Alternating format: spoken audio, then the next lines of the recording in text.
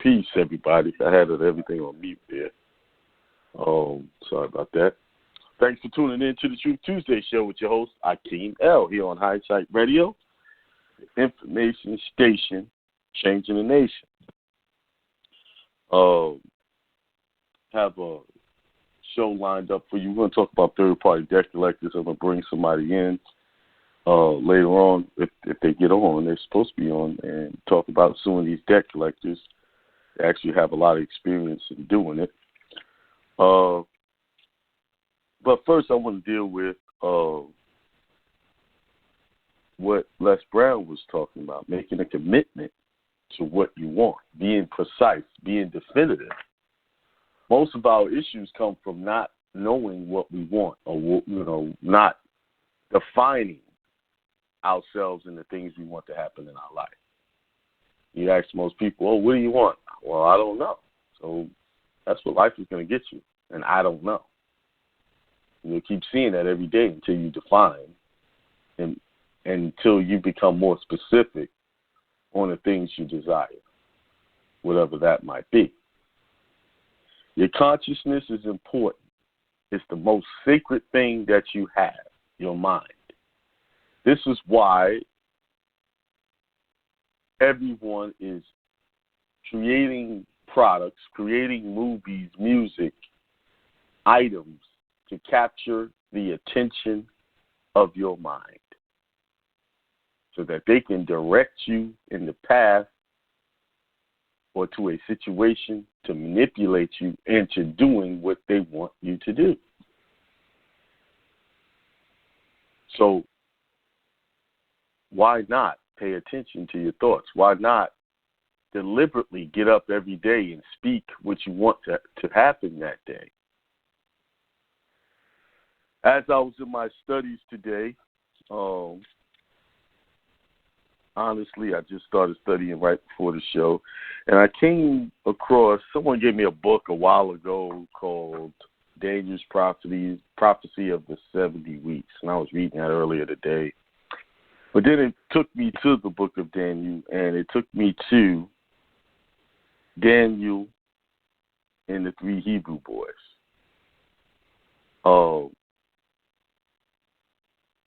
I'll read it. Among them were Daniel, Hananiah, Mishael, and Azariah from the tribe of Judah.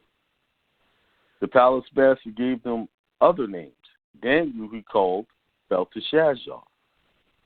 Hananiah he called Shadrach. Mishael he called Meshach. And Azariah he called Abednego. Now, each of these names have meanings to them. Let's start with Daniel. He was called Belteshazzar. I know I've watched a lot of shows. There's a show called Charmin. It was a character called Belteshazzar in there. But here's what, in my book, and I think everyone should get one, the Metaphysical Bible Dictionary. Everyone should get this, because it really breaks down what the names mean. Right? So we're talking about Belteshazzar. All right. Bel's prince, whom Bel protects, whom the Lord protects, the Lord's leader, Bel protects him, i.e. his life. Now, in these shows, they depict Belteshazzar as a demon. But here, it doesn't even describe it this way. The name given by the prince of the eunuchs of Nebuchadnezzar, king of Babylon, to Daniel, Daniel 1:7. In olden times, it was customary to change one's name when a change took place in one's life, especially when one's personal liberty was concerned. So basically what they're saying, if your liberty was taken away from you, they changed your name. They gave you a name. All right? Daniel represents spiritual judgment. When a true inner discernment of spirit is transferred from its native place, Jerusalem, or spiritual consciousness in man, it appears to take on for the time being something of the material thought of the sense realm to which it has been removed. At least this outer realm of consciousness looks upon the true spiritual judgment from its own sense vision and renames it accordingly. Bel, trust in the seeming powers of the outer material world, apparently rules over it. So Bel rules over the powers of the outer material world. But spiritual judgment is always true to its own source, spirit, and continues to work and to lay up treasure in secret until such time as it and its own thought people shall be restored to their rightful place of dominion. It also uses its clear vision whenever it has opportunity to warn and to serve its sensual environing thoughts and activities to the upliftment and redemption of the whole man. So it just said here, lay up treasures in secret until such time as it is own thought people, here they got in parentheses the Jews, shall be restored to their rightful place of dominion. So it's spiritual judgment. So Belteshazzar represents spiritual judgment. So these are one of the attributes you would need to get yourself back to your rightful place. Right? So let's go to the next one. The next one is Hananiah, called Shadrach. You'll see how all of this connects. And these are the things that you should be paying attention to in your studies. All right. Shadrach. Command of the moon god, rejoicing in the way, zealously striving, royal.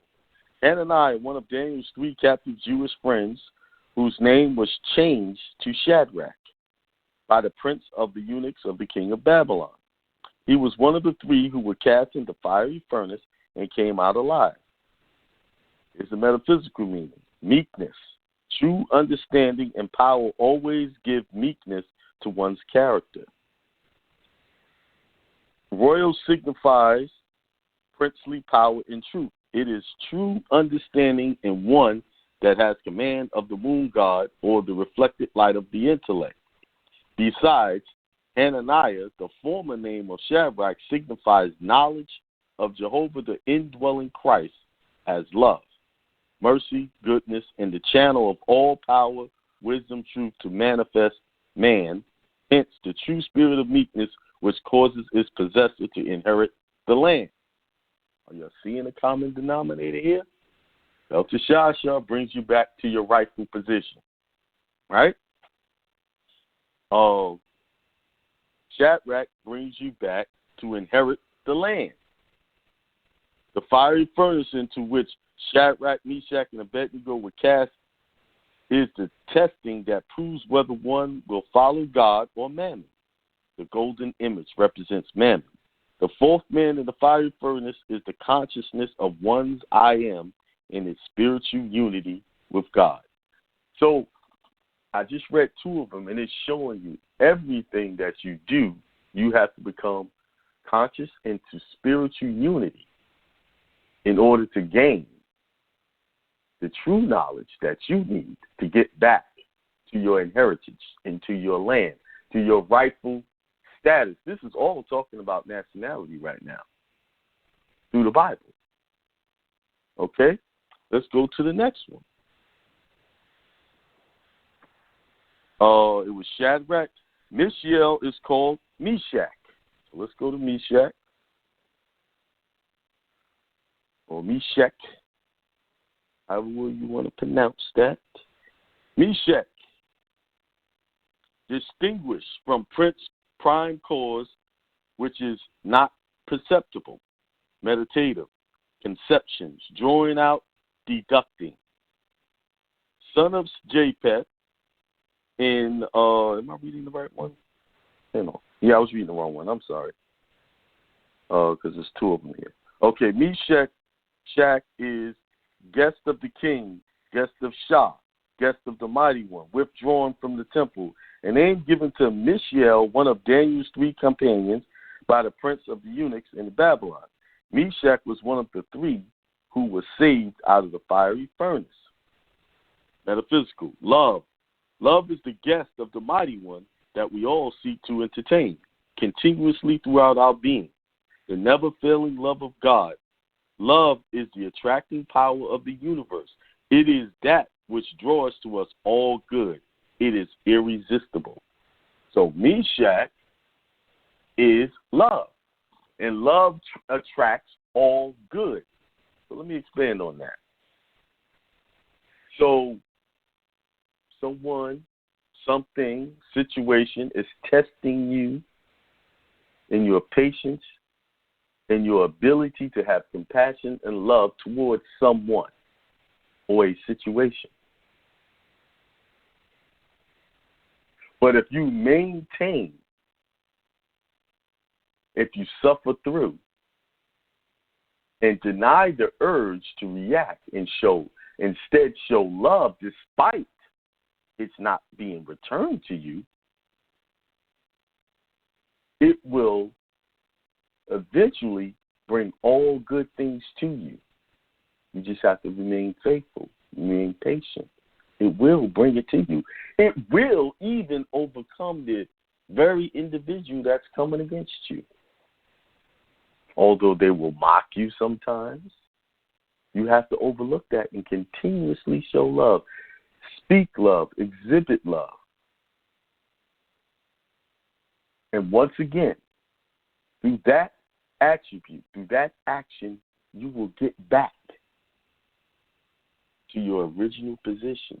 See, we are in this position because our ancestors forgot these basic principles and started to become selfish and started to fight amongst each other. And because they did that, they lost true consciousness, lost and forgot the true teachings, and someone else took power over them. But you can get it back. See, the issue is this, and I notice this everywhere. No matter what situation or organization I come in contact with, everybody is looking for someone else to give them an answer, to fix a problem for them, instead of reading and understanding on their own, searching out the truth for themselves. I cannot find your treasure for you. I can point you in somewhat of a direction. And even then, you will not understand the fullness, the wholeness of the message unless you display, what was I talking about? Belteshazzar, spiritual judgment, Shadrach, meekness. Meekness is always also connects with knowledge. Because in order to be meek, you have to understand and have the knowledge of the situation to say, it's time for me to back off and relax. Let this play out. Right? Then Meshach is love. All of these are connected. Let's go to the last one. Abednego. The last one. All right? Abed.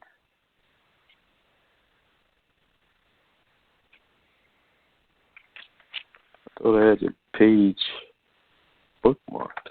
I guess I did not have it. Here it is. Oh, I did. It started over here. A friend of Daniel's by the name of Azariah, to whom the name Abednego was given by the prince of Unica, of King Nebuchadnezzar of Babylon. He was of the tribe of Judah, of royal blood, and was skilled in all wisdom. He was one of the three, Abednego, Meshach, and Shadrach, who came out of the fiery furnace unharmed. Metaphysical meaning, light, understanding.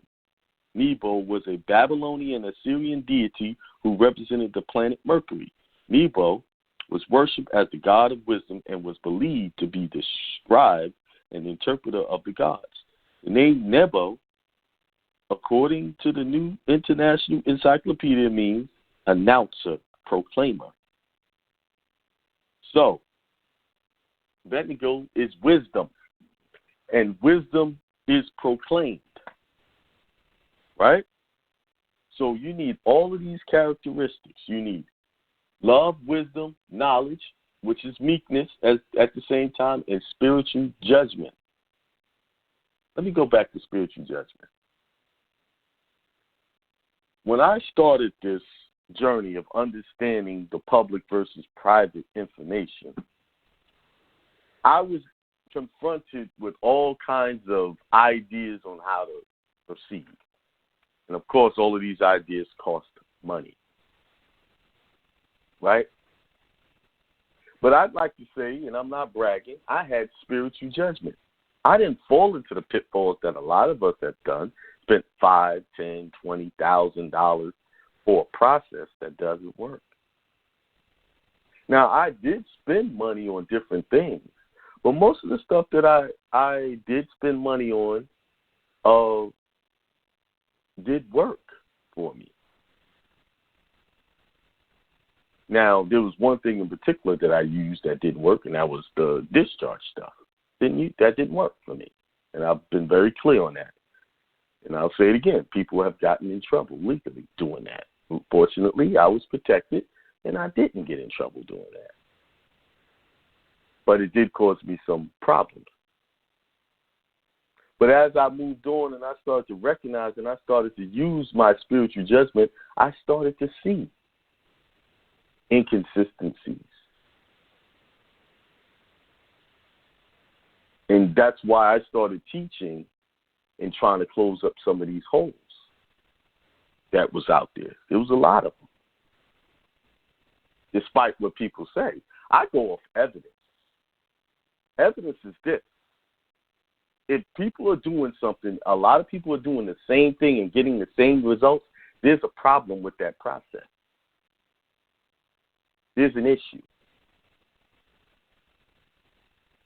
So we, as a people, got to take responsibility, hold our teachers accountable to what they're telling us. And the only way you're going to be able to hold them accountable is if you have the wisdom and the knowledge and spiritual judgment to go and research this for yourself. Open up those laws, read them, and read them some more. Cross-reference them, listen to different things, and connect the dots for yourself. But unfortunately, people get part information, and then they run off and try something, and then they find themselves knee-deep in a mess. Y'all have to remember that the powers that we're dealing with have an army. And even though your argument, I was just talking to someone about this today who was wanting to consider discharge. He said, well, HJR 192 and all of these other stuff that, people are using to justify discharge. Right? And I said, let's just say all of that is true. Everything you're saying is completely factual. You take that to a court of law in front of a jury of your peers to try to prove that point. Now, this jury is all these people are unconscious. They know nothing about what you know. And here you are trying to explain discharge in a court of law, facing felony charges for writing an instrument or a fake instrument. How do you do that? See, no one has really told y'all that, broke that down. See, we're only being told one side of the coin. Oh, I did this, I did that. Yeah, do it. Number one, you never saw that paperwork. You only heard words. Number two, they didn't tell you about the many people that was getting hooked up by the police when they did it. You understand? So listen, if y'all think about calling me about discharge, I'm going to clear the record right now. I don't teach it. I don't touch it because too many people have gotten in trouble with that. That's why it's not on my website. I keep saying this over and over because I'm still getting the residual effects of that, being a part of that.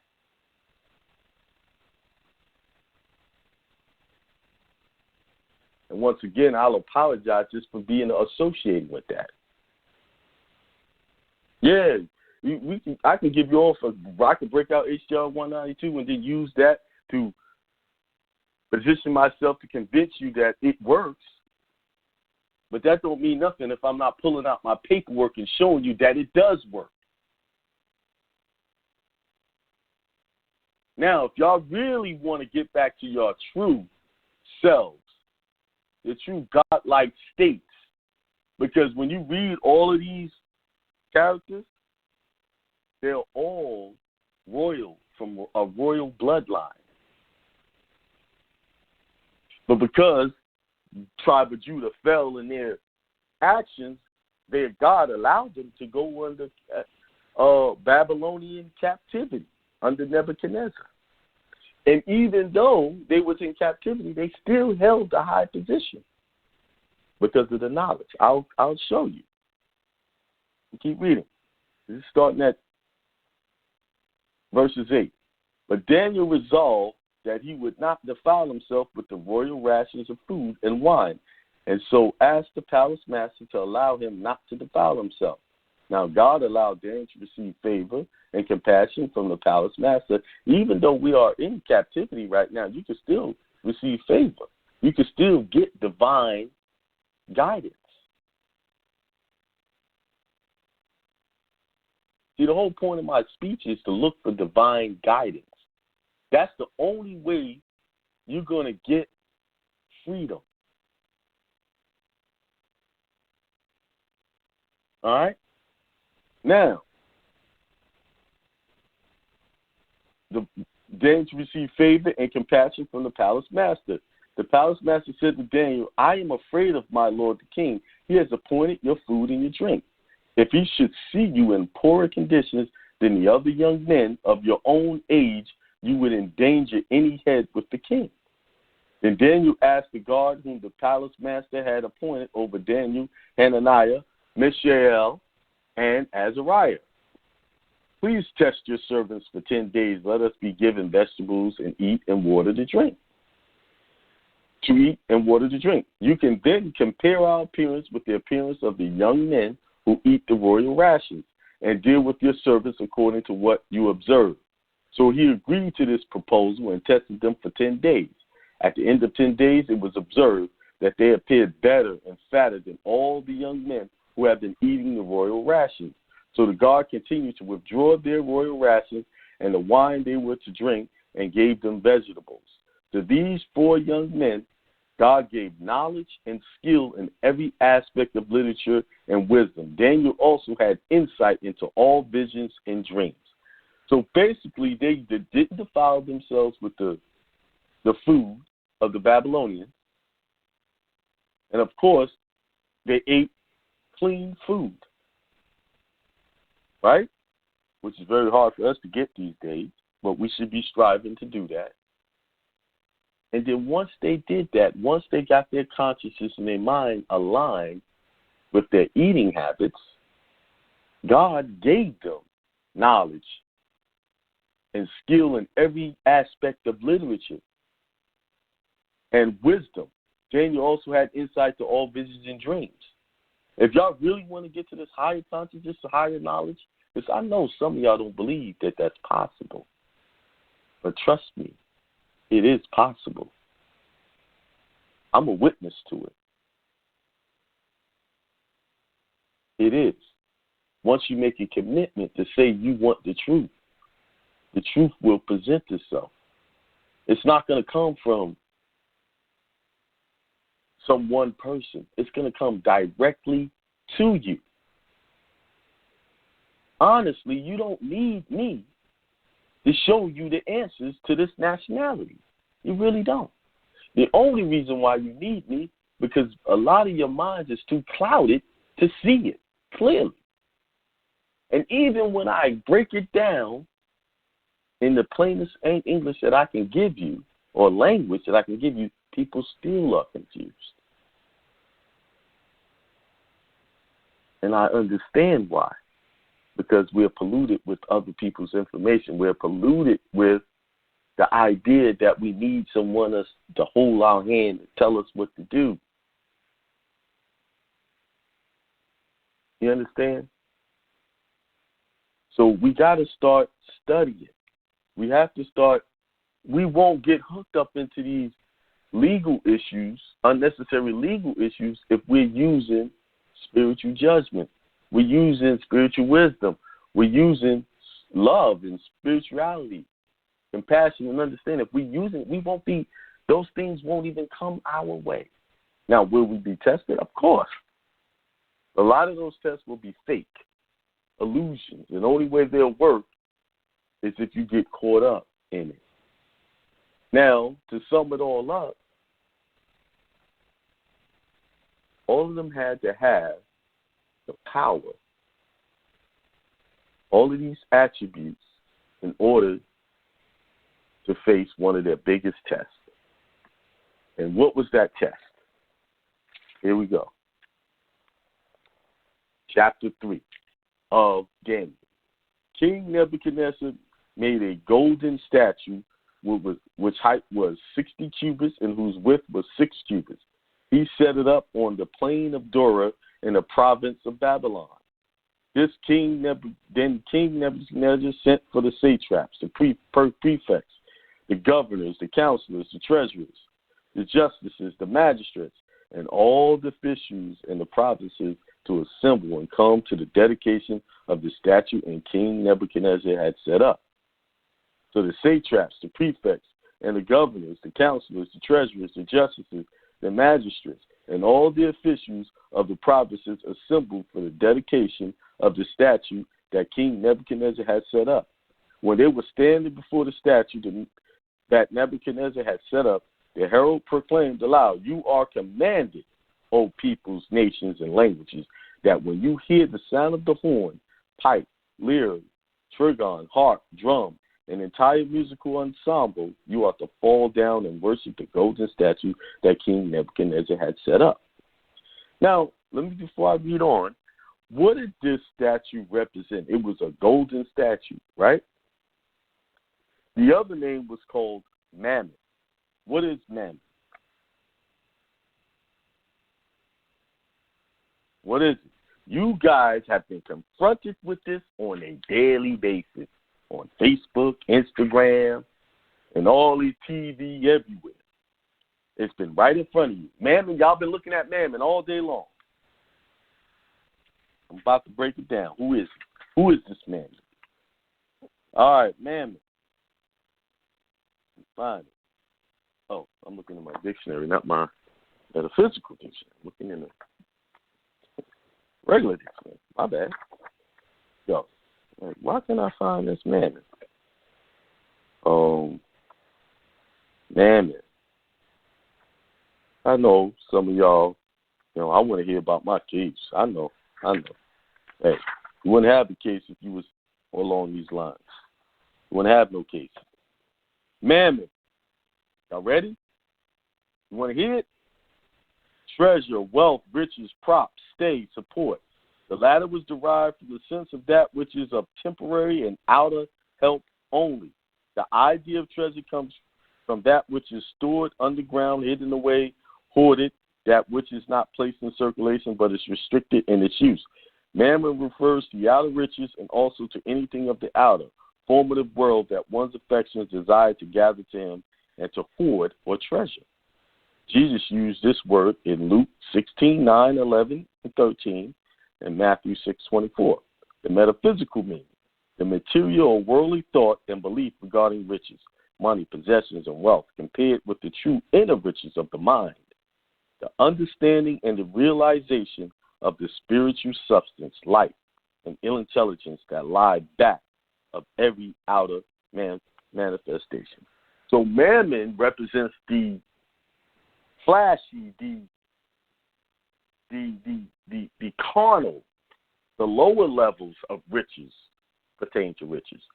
Here, look at what I got and do this, and then you could have this tip. Or do this and listen to me because I'm getting this with this knowledge. or whatever you want to put that. No, it's backwards. The consciousness comes first. The health of the consciousness, the true viewpoint and riches. Yes, I want to be wealthy, millionaire, billionaire. That's what I'll be. But my spirituality, my spiritual judgment, my spiritual wealth, all of that takes precedence first. I have to be wealthy in thought. If my thoughts on riches is to lie to you to get your money to do something, that is mammon. That's what that represents. This is what this golden calf represents. Because a man created that statue for you to worship or bow down to in order to have you under his subjection. And anything or anyone who presents that to you is coming from a false God and not the true living God. All right? All right, let's keep going. All right, whoever does not fall down and worship shall immediately be thrown into the furnace of blazing fire. Let's break that down. When you're being told, look at me, look what I'm doing. You don't listen to me, this is the only place you can get it. I ain't going to mess with you. That's mammon. That's right, Akiem shut it down tonight.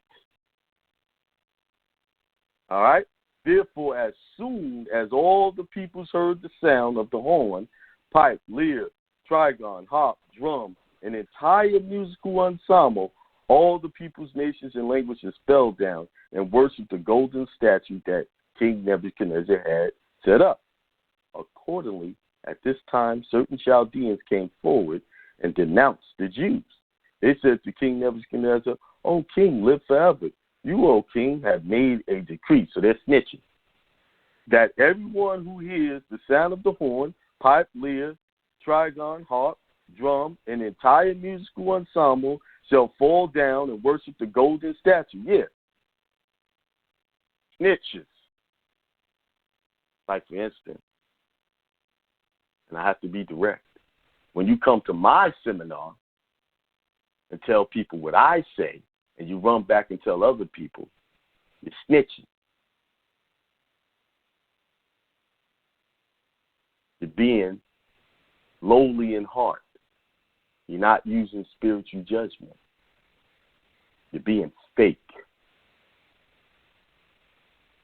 And here I'm going to tell you, don't waste your money. Don't come to my seminars. Go to the other seminars. It's all right. Hindsight Radio is here forever. We're going to do well. We're going to be all right. Go over there. If you like that, go listen to that. I have no problem with that. All right? Here we go. See all of this ensemble, all of this extra stuff, all of this flamboyancy to get people to bow down. See the symbolisms here? All right, let's keep going. The entire musical shall fall down and worship the golden statue, worship mammon. And whoever does not fall down and worship shall be thrown into the furnace of blazing fire. Here's the threat. There are certain Jews whom you have appointed over the affairs of the province of Babylon, Shadrach, Meshach, and Abednego. These pay no heed to you, O king. They do not serve your gods, and they do not worship the golden statue that you have set up. Then Nebuchadnezzar, in furious rage, commanded that Shadrach, Meshach, and Abednego be brought in. So they brought those men before the king. Nebuchadnezzar said to them, "Is it true, O Shadrach, Meshach, and Abednego, that you do not serve my gods and you do not worship the golden statue that I have set up?" See, this is the test. You guys are being presented with a God other than the one true living God that your ancestors gave homage to, which got them remedy, which got them and had them in land and owners, allodial titles. Your ancestors giving up that power, but it's up to you to get it back. But you got to stand firm. You can't get caught up with golden statues and illusions of riches, a.k.a. Catholic accounts. Okay? All right. Nebuchadnezzar said to them, "Is it true, O Shadrach, Meshach, and Abednego, that you do not serve my gods and you do not worship the golden statue that I have set up? Oh, you do not worship this show I put on? This bodaciousness, this, we call it, coming from Brooklyn, New York, fronting? Now, if you are ready when you hear the sound of the horn, pipe, lyre, and trigon, harp, drum, and entire musical ensemble to fall down and worship the statue that I have made, well and good. But if you do not worship, you shall immediately be thrown into the furnace of blazing fire. And who is the God that will deliver you out of my hand?" See, there it is. There's the threat again. Do what I say, or else. Shadrach, Meshach, and Abednego answered the king, "O Nebuchadnezzar, we have no need to present a defense to you in this matter." Did you see that? No defense. If our God whom we serve is able to deliver us from the furnace of blazing fire and out of your hand, O king, let him deliver us. But if not, be it known to you, O king, that we will not serve your gods and we will not worship the golden statue that you have set up. See? This is what has been presented to our ancestors. Oh, come and change your title. Come over to our golden statue, and we'll give you all of this. And what has happened when we did that? And even today, our own people use these same techniques on us. And keep going. Then Nebuchadnezzar was so filled with rage against Shadrach, Meshach, and Abednego, and his face was distorted. Distorted. What does that mean? It was distorted. He was in a rage. How dare you? I'm the one with the information. I'm the one who got it for you. All right? He ordered the furnace heated up 7 times more than was customary and ordered some of the strongest guards in his army to bind Shadrach, Meshach, and Abednego and to throw them into the furnace of blazing fire. So the men were bound, still wearing their tunics, their trousers, their hats, their outer garments, and they were thrown into the furnace of blazing fire.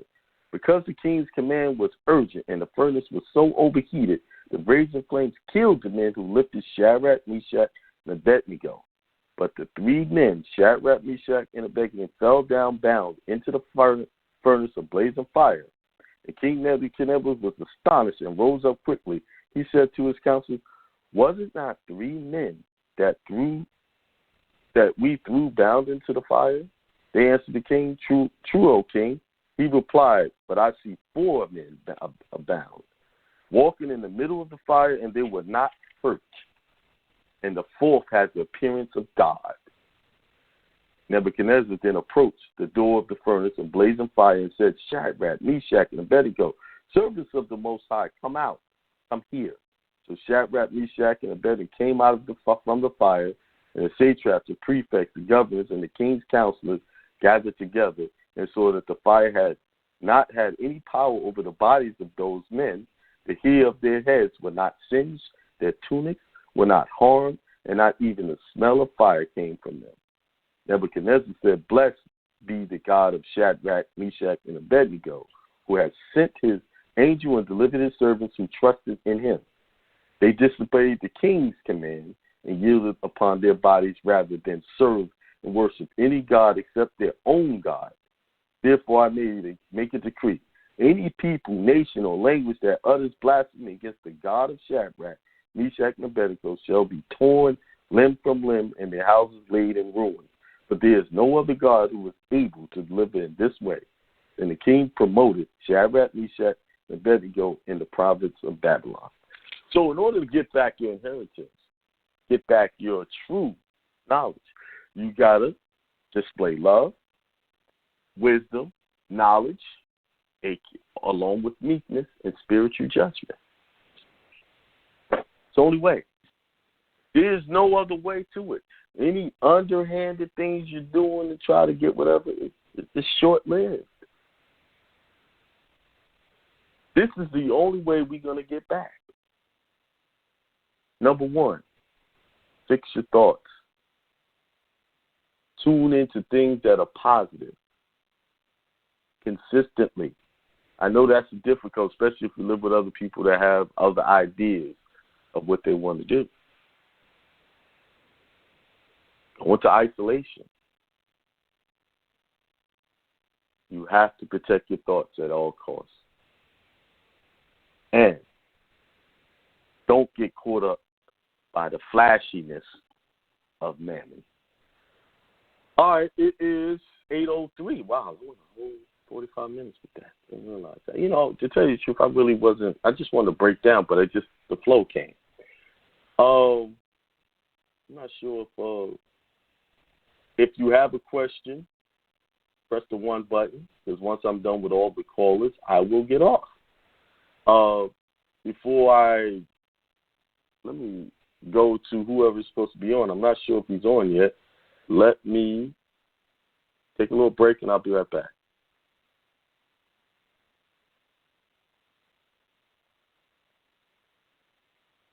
This is Hindsight Radio. I represent it. All right, I'm back. That's right. You know, I forgot my affirmation. Okay, got to go through this. I am healthy. I am wealthy. I am prosperity. I am divinity. I am God. All right? We have to keep speaking these things to ourselves because ain't nobody else doing it out there. You look at the news, they dogging every brother you see.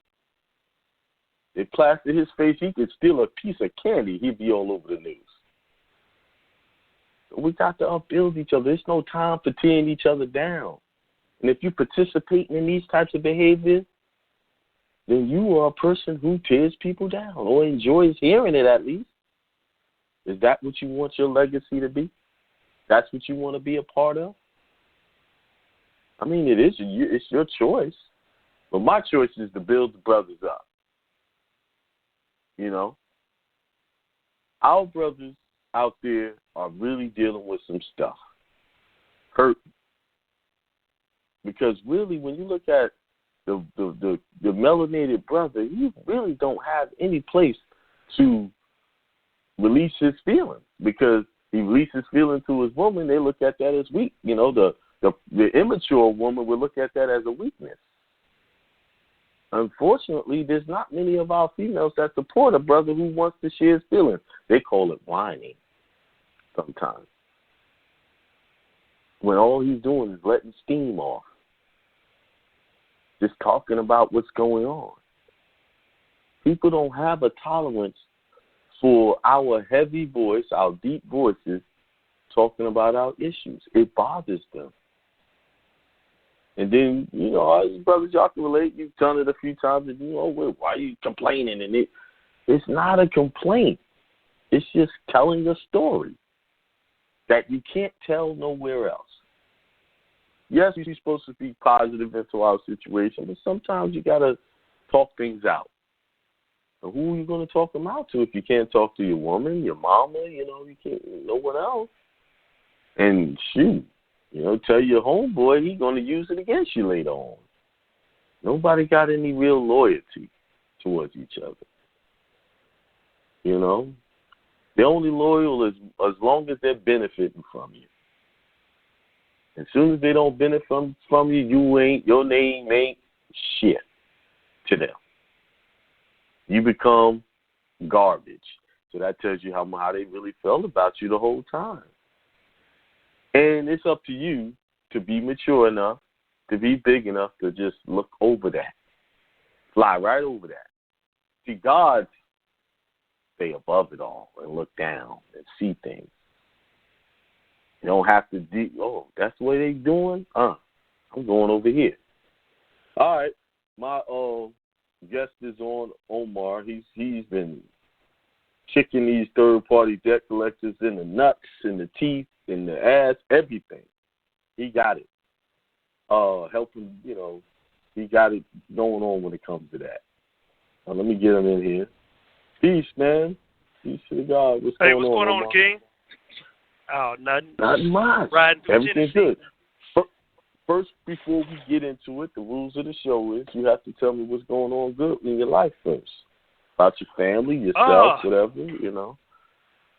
Oh, one thing's going good. My son, he's doing good on the recruiting scene for football, so I've been traveling around every weekend with him, trying to get him on the map. So that's one good thing going on. Good. That's good to hear. Yeah. So that's a good thing going on. College is that it? Free. Okay. Yeah, everybody's pretty much healthy, you know. So everything I can't really complain. Right. Yes, sir. All right then, that's good.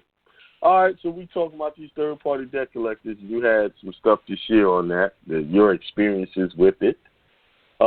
Share with everybody what you been working on, what you been doing. Well, I kind of fell off into the third-party debt collector stuff on accident. I got embarrassed at work. A sheriff showed up in my job, and Portfolio Recovery Associates was suing me for a $648 debt. And, you know, I work for a big company, and a lot of people coming in and out, and everybody coming in and out the door, the sheriff was asking everybody where they meet. And a buddy of mine called me, and he said, "Hey, man, the police looking for you." And I'm like, "Man, I ain't done shit." So they came to my job and embarrassed me over a debt that I didn't owe.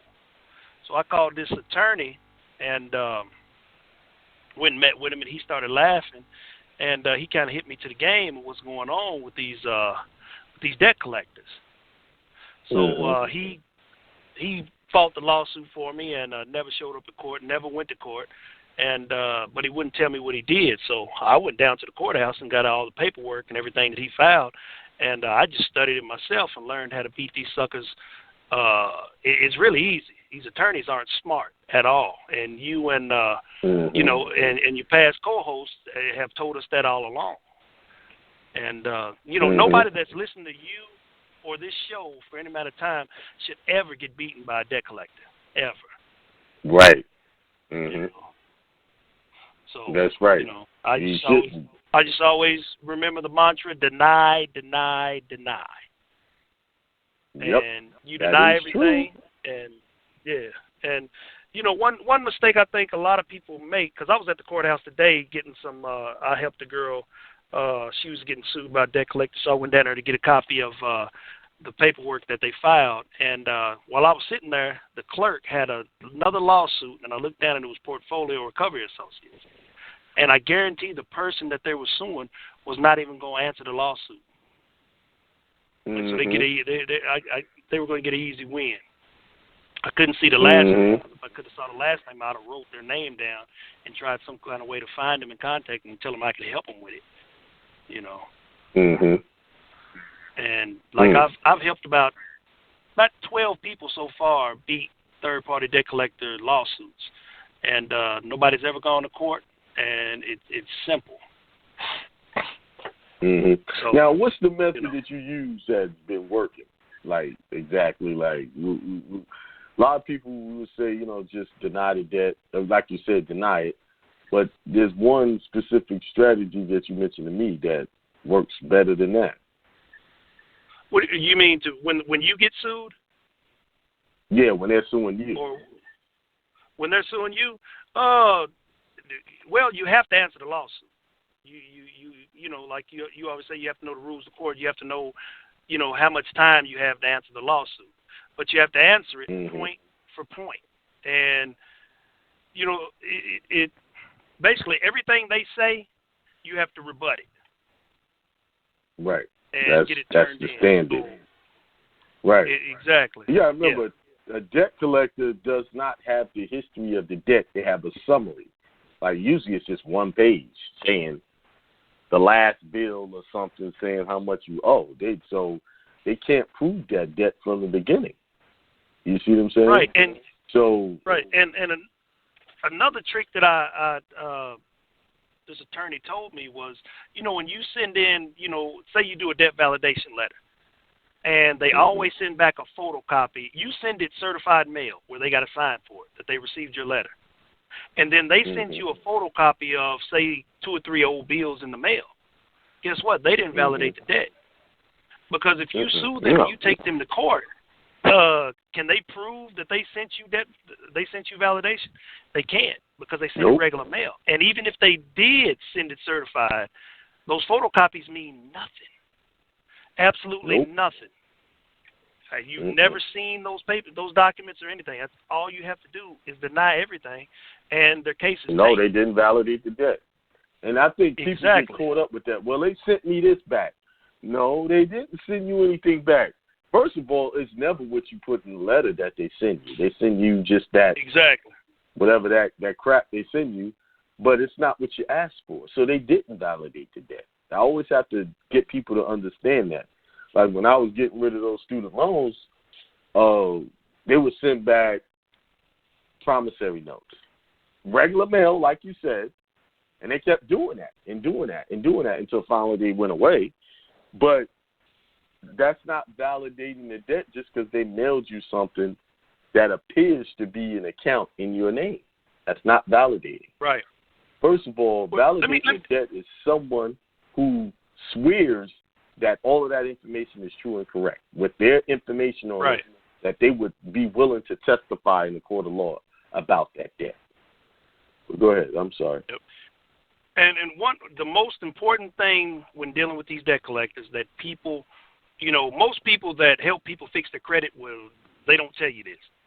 The most important thing when trying to get your credit together is whenever you get a debt collector letter in the mail, do not throw it away.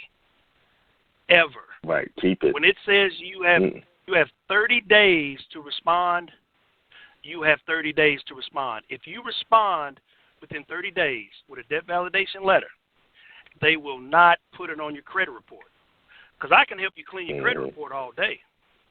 But if you keep throwing these debt collector letters away, the debt collectors are going to stay on your credit report. No debt collector should ever be on anybody's credit report. A credit report is only for people who actually gave you something. Right. But unfortunately, a lot of people got debt collectors on their credit report. Portfolio recovery is a big party or a big guilty party that does that. And you can make so much money off of them. Oh, yeah, and those checks cash. I got $8,000 from Equifax. I told them something wasn't mine. I sent in an FCRA letter because they're different. The same letter you send to a debt collector, you can't send to the credit bureaus. You got to send them a different letter. And I told them that it's not verified. They verified it.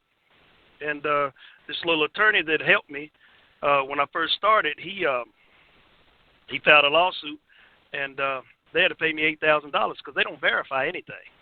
They run it through a system called eOscar. It's a system called eOscar. They just feed it in there, and that's why a lot of people say it's best to handwrite your debt validation letters. But I found out something better, that don't ever say it's not yours. You always want to dispute the amount of the debt, because they can't never prove up the amount. Because if they do show up at court and they show up with a photocopy of something, the judge may let them use that and call it I think they call it prima facie evidence. Where they'll, if you don't deny that, they'll allow it. But always deny the debt, because if you deny the amount, then they have to show, starting at a zero balance, how they came up with that amount, and they can never do it, ever. Yeah. Yeah, my sister won against a debt collector doing that. She said, how did you come up? He couldn't come up and dismissed. They dismissed it. Yeah. Yep. But most people, it's just, people are getting ran over by these debt collectors, and the credit reports are horrible. And they may get somebody, like they'll pay people $800-900 to fix their credit to get stuff off, and then the credit gets right back messed up again because they don't know how to handle debt collectors. You don't have to talk to them on the phone. You don't have to verify nothing with these people. Nope. And a lot of people think, just because they ask, they give the problem is we run our mouth too much. We talk too much. Yep. Somebody call you, I'm from ABC credit specialist. We need to verify it's you. What's the last four of your social? You don't give out that information. You don't have to. You ain't got to answer that. You don't have to answer none of that. This number. What are you calling my number for? I didn't give you permission to call this number. Who are you? And some of them will say, well, and before I could identify myself, I got to know who I'm talking to. I said, what? Right. I said, hold on. Then I said, hey, I'm about to record this call, and they hang up. They hang up on you. Yeah, because they got to tell you who they are when they call it. They can't be just saying, let me speak to such and such, and then I'll tell you who I am. No. Don't call. I tell them, don't call this number anymore. You don't have permission. People don't realize that they have to have permission to contact you. So that first contact, whether it be by mail or phone, is a violation of the of the Fair Debt Collection Practices Act. But you talk about commerce every week on your shows, and a lot of people can't participate in commerce really because they don't have any money. And the reason they don't have any money is because they don't have any credit. Yep. And one of the easiest things to do is to fix your credit. These days they're easier than it was before. Because they have switched some of these laws into the favor of the consumers. But when, I said before, we're not reading the rules and using them to our advantage. That's the problem. We rather pay. Like, fixing credit is really easy. You don't really have to pay anybody a lot of money to do it. But so many people, you tell them, hey, get this and this will fix your credit. Well, what do you charge if you did it for me? They don't want to even put the effort in to get their credit straight. Right. Like, come on. It's just mailing out letters. They don't want to even put that thought in. People are just so lazy when it comes to their personal affairs. But they complain about what they don't have. It literally takes no time. Sometimes you have to sue to get these people off your credit because it just you'll send a verification letter to the bureaus and they'll come back and say it's been verified. But if you get your paperwork together and you mail the debt collector a letter and the credit bureaus a letter, and you keep copies and you keep the green cards. Once they verify it, then you either learn how to file a lawsuit yourself or you find a consumer protection attorney, and they'll be happy to take the case because you've done all the work for them. Now, all they do is file a lawsuit from their desk, and you have your evidence that you asked them to verify the debt, and they can't never do it, and they will never show up in court. I've done it about 9 times suing debt collectors. They never ever show up to court. They settle. Y'all hear that? He said he did it 9 times. So if you want somebody that can help you sue, you can contact this brother. He can help you. Sue the debt collectors. He got experience. I've actually seen some of the cases, So you want to give him a number to call you? You can give me a call. Area code 502-439-8022, or you can email me at Omar, OMARRBEY3 @gmail.com. Yeah, and I'm pretty much available 24 hours a day. Let him know you heard it on Hindsight, and he will sue on your part. Help you sue, draft this thing. He got it down pat. Those suits, I've seen them. They're very simple. They're not complicated suits. Now, when you sue, do you take them to federal or state court? You got to do it in federal court. Federal court. Okay. Yep. Yeah, so that's like $300. I'll just say this. Right, but if you don't know what you're doing and you make mistakes in your paperwork and those attorneys see that you don't know what you're doing, the risk you run is if you lose, then you have to pay their attorney fees if they fight you. Right. But you have to make sure that your stuff, that you know your stuff and you're on your game. If not, then you have to, So that's why, for a while I used an attorney. This guy, we developed a relationship. He knew I knew what I was talking about. He knew I knew how to set him up. And I just gave him the paperwork. You know, if we sued him for $8,000, I'd give him $2,500, and I'd take the rest. You know, I didn't do any work. Just mailed off some letters in the mail. So, you know, that's another option. You know, I can show you how to set them up. And you set them up, and you take your paperwork to an attorney, which I don't really like using attorneys, but, you know, sometimes it cuts down on time. And, you know, I didn't do nothing but go to the mail. They sent me a letter, and I knew I had them, so I just filed a lawsuot. And a lot of people waste a lot of time. Did you have to pay him up front, or he just did it? No, not most of them. Most all these consumer protection attorneys, they do it on a contingency basis. So they'll look at your paperwork, and they'll be like, okay, I'll file a lawsuit, because they know they can win. So they'll tell you, okay, you pay me 30% of the winnings, you know, which I'd be like, all right, cool. You know, they filed a lawsuit. You know, when it comes back, you know, he sends me my check, he takes his cut, and they pay his attorney fees. I just pay him, you know, a cut. Oh, so he charged it against the game. Okay. Yeah. That's easy. Yep. I'm sure people can find them somebody in the area, but that can do it and make it easier for them. Because it's easy money for these attorneys. It's easy money. They never leave their desk. They file it electronically, you know, and it's the easiest money I've ever made. Last year I made $19,000 suing debt collectors. But now I'm kind of I got myself in a situation because I don't have nobody else to sue on my credit report. And I tell people, your credit report is full of money. You know, people can get stuff off your credit all day, every day. But if they don't come off your credit, just sue them and get paid.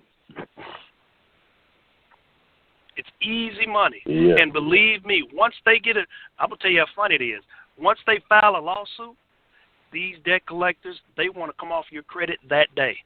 And then they would be like, no harm, no foul, we'll just remove from your credit. Okay, you're going to remove it and you're going to pay me. Yep. But it's too late. Once I filed the suit, you're going to give me some money.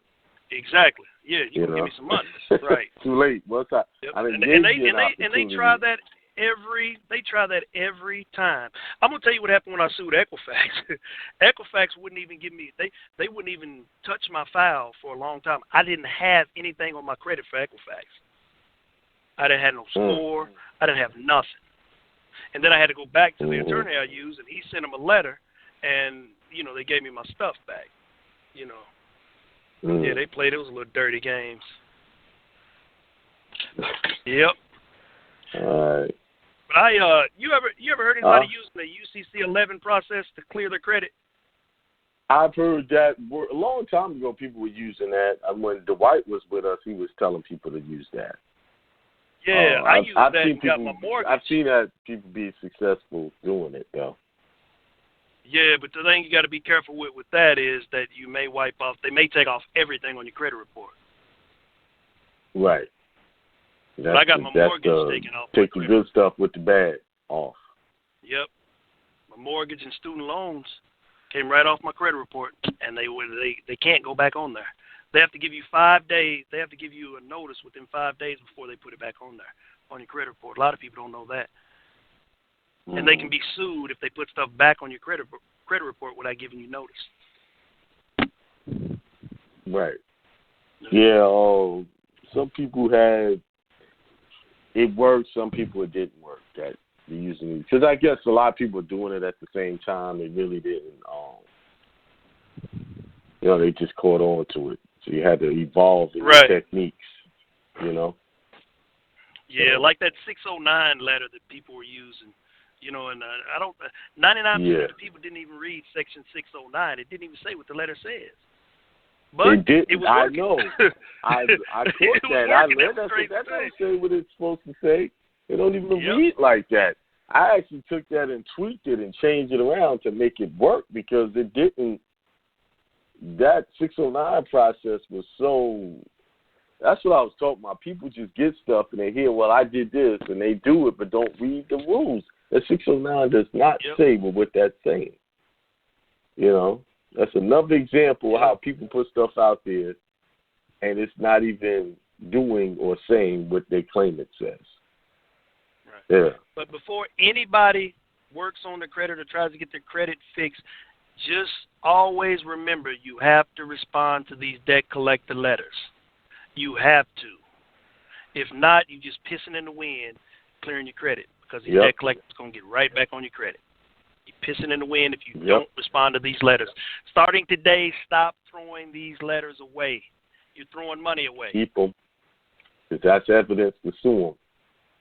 And people remember when an attorney is coming in suing on the behalf of a debt collector, they really don't have any standing to testify on the matter. Zero. Because they have no standing.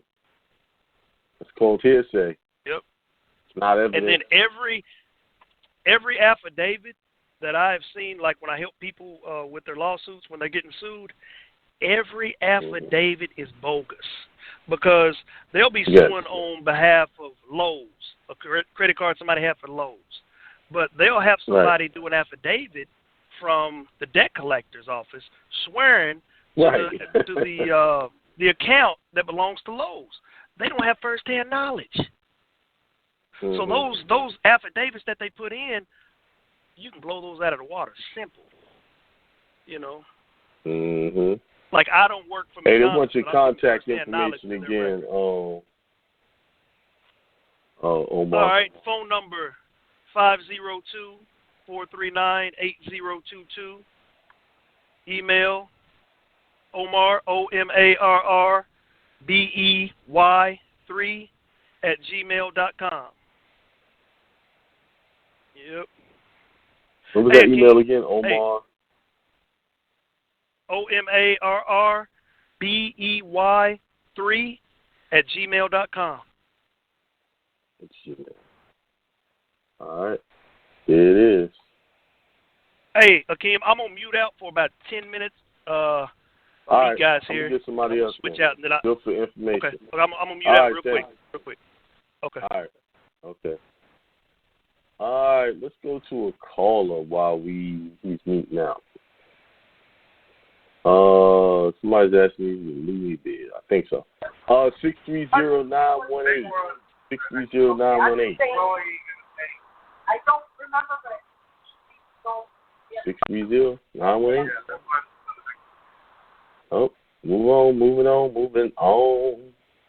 770-460. Hello?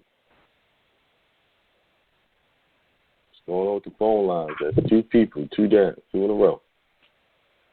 Hello. All right. Hey, what's that, brother? Hey, what's up? I was trying to get that brother's. I was muting you out. Hello? Hey, what's going on? The credit guy's his telephone number.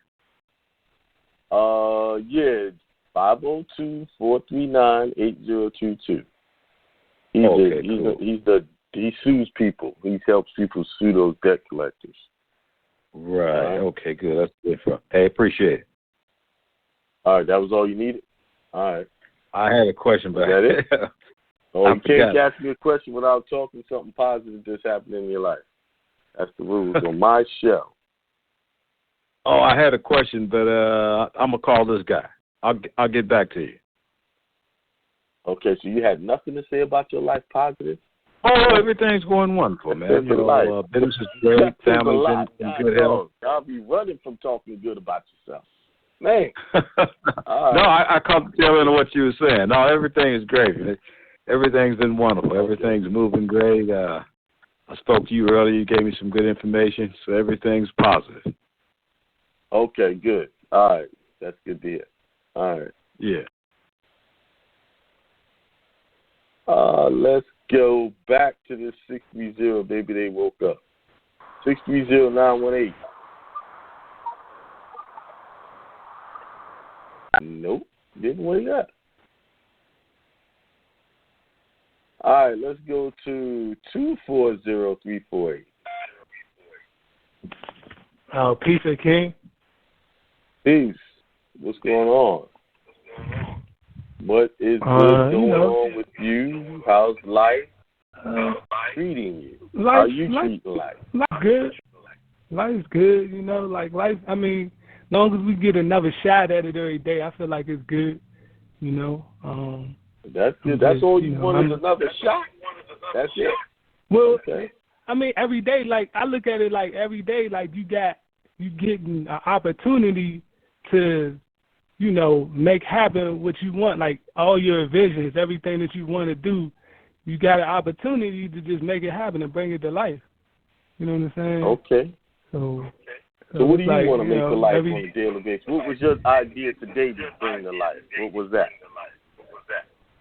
Actually, it was doing finishing up a habeas corpus that I got to do for my brother. So I finished that and done that. So I got to go get it notarized and file it for him so I can help get him out. But, so that's good. Okay. All right. Well, I wish you the best on that habeas corpus that you're doing. All right. What's your question? I was thinking about like just listening to how the third party like debt collection process and everything break down, and I was thinking like, could you use like the letter or I guess like the process of answering a third party debt collector? Could you use it like against the state, like the police and you know what I'm saying, like the state? Like a charge, like if you got a traffic ticket or something? Yeah, because that's basically a third-party debt collector. That's if they send somebody after you, like if they find you guilty and you don't pay the ticket and they give it up to a third-party debt collector to get it. No, that's not how I want to attack it like that initially. It's not going to work. Because, see, that's just like the court procedure. You would have to answer that charge by using court procedures. Right. You know what I'm saying? Right. Yes, that's court all day long. Yeah, you have to follow the rules of the court. Yeah, I get answering you. any That's type the of problem, you know. Now, it does apply that if you get some type of citation, right? You need to answer it within 30 days, just like the third-party debt collector. You need to respond and have a denial of the charges right off the bat. Ask for your trial by jury, things like that. You know. Right. Because I was just thinking maybe that it'll be a way you can use it like as far as that like you said, like for citations or initial, like when the police just initially stop you and stuff. Because like I got like COL forms. I got COL forms. I keep them in my car. Like for these months, you know what I'm saying? So like if I get pulled over, I pull out a COL form. Like I ask for their information before they even ask for mine, type shit. You know what I'm saying? But how's that been working out for you? I mean, luckily I ain't have to use it yet. You know what I'm saying? Luckily I ain't had to use it yet. But I looked at it like, well, you might as well be prepared. Like I got a copy of my adjuster and I got like the COL forms prepared and ready. And all I do is fill in their information, have them sign it, give them their copy. Yeah, I take a copy and I do 2 copies. That's how I looked at it. That's how I figured, like, you know, if that happens, I might as well do it like you said, do everything all up front, get it out of the way. You know what I'm saying? No, I wouldn't give it to a cop on the side of the road. He's just doing his job that he's been taught to do. He can look at that form and it's going to be foreign to him. Might cause him to get agitated. Last thing I want is an agitated cop on the side of the road with a gun. So, you know, I would take my COL form for court, you know. So you got to be careful, you know, just like I said earlier, use your spiritual judgment on that. I wouldn't recommend doing that. You know, I just give, you know, without trying to give up jurisdiction or anything, I'd just be as cordial as possible. And I'll handle all my stuff in court. Right. You know, This job is the right it's dealing with them is like a coin flip. You can be cordial and stuff. It all depends. Like I had the police get mad at me one time because I asked them for a warrant. You know what I'm saying? Like You know, like he literally like he got mad, got physical and everything just because I asked him. He said I disrespected him, asking him for a warrant. Like I disrespected. That's what he literally said verbatim. That's what he said. I disrespected him for asking for a warrant. Yes. Now in that case, asking for a warrant is not a bad request, but they do take offense to that because they know they doing wrong. You know.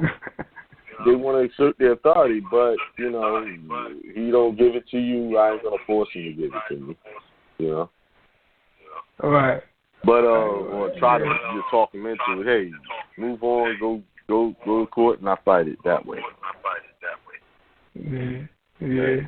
Because, like, dealing with them, like you said, they ain't nothing but peons. They don't know no better, no way. Like, they like robo cops for real. They like that. Who are you trying to tell them their job? Exactly what they're thinking. All right. You ain't nobody. Oh, you a sovereign citizen. That's the next thing that's going to come out their mouth. You know? So, just be careful. Whatever technique you use, be careful. Have your injunction in place. You won't have to worry about that too much. All right? Yeah, I mean, yeah. All right, bro, let me all right. The next one. All right, peace. All right. Oh, yeah, y'all. You know, use y'all spiritual judgment on these, dealing with these cops, because, you know, they, some of them are gun happy. I think I am at 347-319.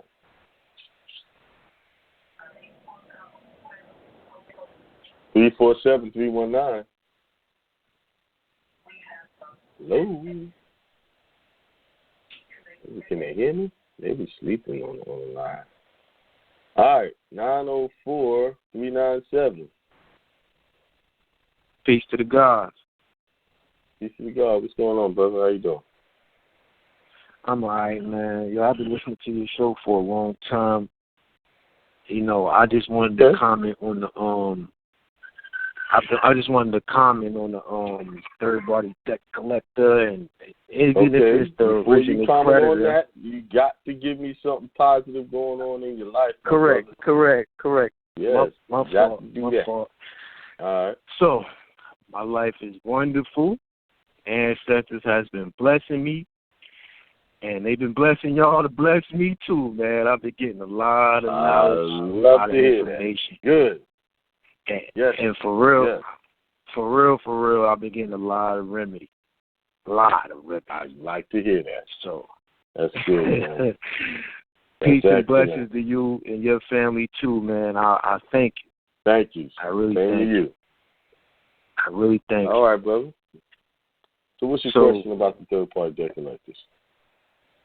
I really don't have a question. I wanted to try to help some people out with that situation to add on, if I may, to, you know, helping other people get remedy.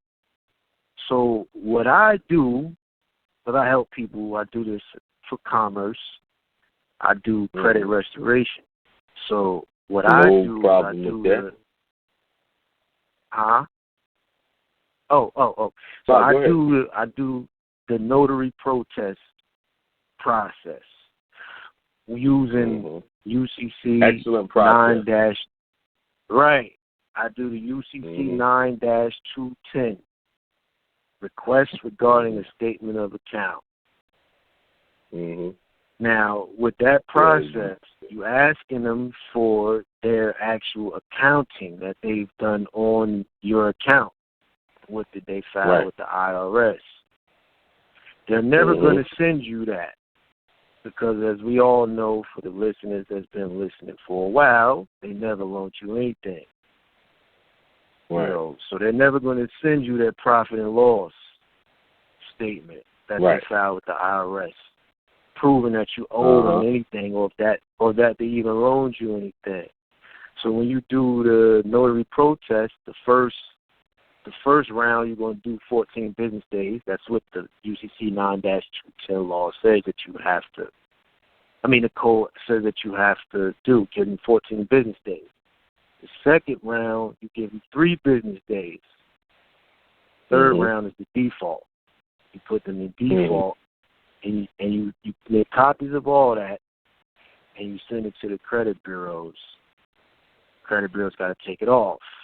Now, the credit bureaus don't take it off because you're sending them proof that you contacted them, and whatever you said in that notary protest, whether you never been late, the account is zero, I don't owe you no money, prove it, this, that, and the third. If they don't prove that you do owe them something or that you was late, then that's proof for the credit bureaus to go ahead and take it off.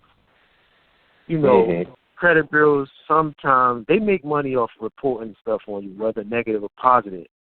So sometimes, you know, they might resist. They work for them businesses, though, because when you try to get them to do stuff, they give you a hard time, and it's your information they're posting on there. Absolutely. So like the brother was saying that you had on a little minute ago, was saying that you got to sue them, you got to actually send them a notice of intent to sue and tell them, listen, I'm well within my rights to have this stuff taken off. I even sent you proof. I'm going to send you proof again.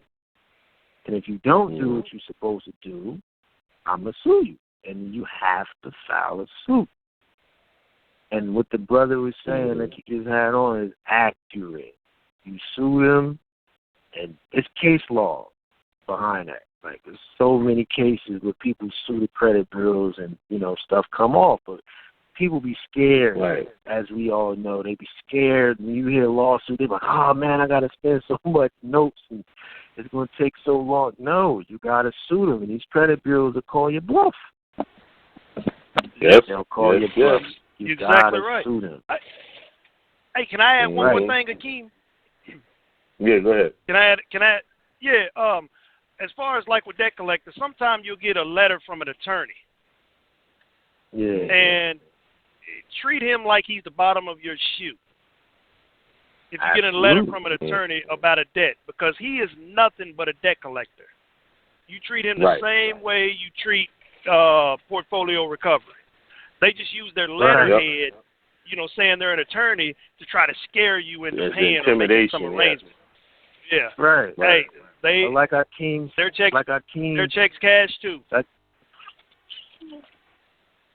Like Akiem says all the time, man, them lawyers don't have no standing to even talk to you. They don't. They don't. And once you question them, present bona fide evidence. They don't have that. They never did. They don't have it. Like you said, they got to have an authenticated copy of the contract. They can't produce that. Now, I wanted to add in what you said, UCC 9-210. That's why I said it's an excellent process. This is something I actually forgot about. But it's the definition, request means a record of type described in paragraph 234. I'm going to skip over the definitions. Because you actually, when you told them 14 days, that's a part of what the UCC says. It says, a person that receives a request regarding a list of collateral claims, no interest in the collateral, when it receives a request and claim an interest in the collateral at an earlier time shall comply with the request within 14 days after receipt by sending to the debtor an authenticated record, 1, disclaiming any interest in the collateral, and 2, if known to the recipient, providing the name and mailing address of any assignee of or successor to the recipient's interest in collateral. So, now, that kicks any account in the butt. I don't care who's saying they owe you. I'm going to do a notary protest using UCC 9-210. If you can't send me an authenticated record showing that I owe you something, brother, it ain't official. For real. It ain't official. And it says and you got a debtor is entitled without charge to one response to a request under this section during any 6-month period. So every 6 months you can hit them with this. You can hit them with that. Look, you can question anybody that's saying you owe them. I need to see the records on this, please. I'm respectfully requesting to see the P&L spreadsheet. I need that. If I owe you something, I need that. And it's got to be authenticated when they send it to you. They can't just send you anything. It has to be. Has to be. Yeah. I don't care who's saying they owe you. I need that. Right. The law says that what's the penalty? That's governing commerce. What's the penalty? What's the penalty if they don't have yeah.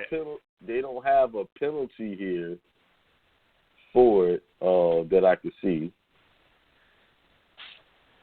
They don't have a penalty in this. Your in this penalty rule. will be they don't have the in the I rules. guess what you make you it. Can. What's what you make it, man? That's defamation of character. I'm under a lot of stress. You could just hit them with so much stuff and then say, I want this amount, you know?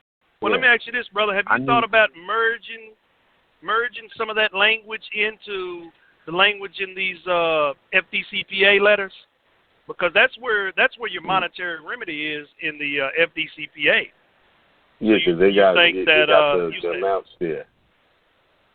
Right. So you think that UCC 9-210, you could merge some of that language in with the debt validation letters. I mean, 1692. I already see what I'm going to do with it. He got my wheels turning, you know, because that just when I look at it, yeah, this is definitely. That's remedy. Right I can see a lot of remedy across the board on this. You know. Listen, not only will you kick their butt with it, but you add it to the law that gives you financial remedy. Right. Right. Mm-hmm. So I've been kicking them in the butt. I got people that come, you know, to me, and they be like, man, I be giving a remedy. So I said, let me call up because it's Tuesday. I thought I missed the show. I said, let me hurry up and call it because I've been getting so much remedy with what I've been learning as a student of yours, man. I was like, let me hurry up because you got to give back. You can't just take. Yeah. You got to give back. You know, you got to give back. I appreciate that, Jewel, brother. I appreciate that. Yeah. You know, my main specialty is helping people when they get sued. You know, stopping a lawsuit and making those debt collectors go away. Because a lot of people, you know, they won't even tell you they've been sued, I guess, because it's embarrassing. But a lot of people don't even show up and answer the lawsuits, and they get an easy win, and they get their checks garnished. Right. Mm-hmm. I've even had people come to me after they've been sued and they got the levy on their account and everything. I've got them things reversed. I've gotten the levies reversed. Even if you pay the debt collector, they'll say, look, I'll get you your money back, but being as though you paid them, you've agreed, you remember that implied rule with the contract. Right. You've implied the agreement. That's implied. So you pay them, you implied to say that this thing is real. I'll get you your money back, but then you're going to have to work out a payment plan because you already started paying. So I always tell all my clients, like, don't ever pay no third-party debt collector. Don't pay them. Let's just send them these letters and let's get it over and done with. You know, so that's a little bit more. You're using a notary to do that too. I was just talking to somebody. Who was I talking today about that notary? Talking to somebody else. That notary, notary verification or notary presentment. Notary presentment. Yeah. Notary presentment. Yeah. That's the same thing with the injunction. You're doing it. You're doing it. They don't want you to do it 3 times. They don't want you to default them. You got to use that for a lot of stuff. That notary presentment, people don't know how powerful that is. You know, after the first round, when they don't respond with what you requested, after the 14 days, you hit them with the notary certificate of non-response after the first round. Then you do the third round, which is the, what is it called? Opportunity to cure. The notice of fault. Second notice opportunity to cure. Yeah.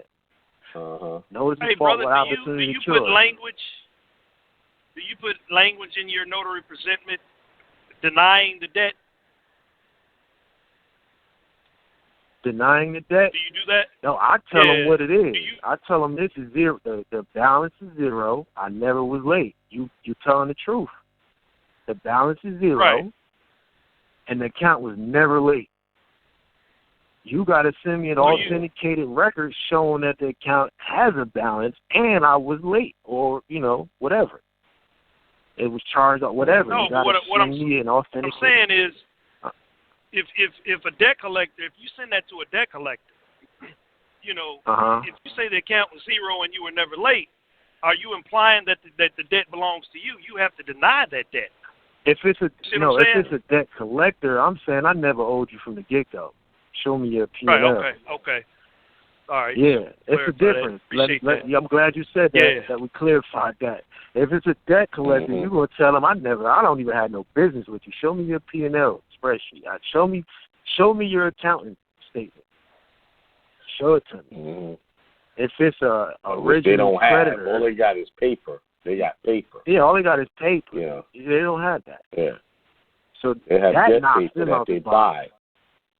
Right. They bought it. But even with that, when you sign a contract with a credit card company, for instance, any creditor, alleged creditor, right? And in the language they'll say, if you fail to pay, we can sell this off to a third party, right? They say that, and you sign for it, okay? But what the law says is it cannot be a what's the word for a unit with if they sell it off to somebody else, you have to sit down. It's called a meeting of the minds. You got to sit down with the original creditor and whoever they're going to sell the account to, and you got to agree to the terms. They can't just sell it and then some third party debt collector notify you and they try to come after you. You got to agree to somebody buying the account. You have to agree. You can't. They can't do that. It's against the law. I'm trying to remember the actual term. Oh man, it's a contract where all three parties have to sit down. Man, I can't remember the name. Forgive me for that. Oh man, it is called. Oh man, shoot, I can't remember, man. Forgive me. Hello? Hello? Hello? Yeah, I can hear you. Can you hear me? Can you hear me? Oh yeah, I thought everybody dropped. Yeah. I can't. King might have dropped. Everybody dropped him. Yeah, I dropped off. It just dropped off. Like, whoop. I was like, what the hell? Yeah, man. You know how they do, man. Yeah. You used to it now, like man. You start dropping this type of information, they be like, man, let's drop some of these calls.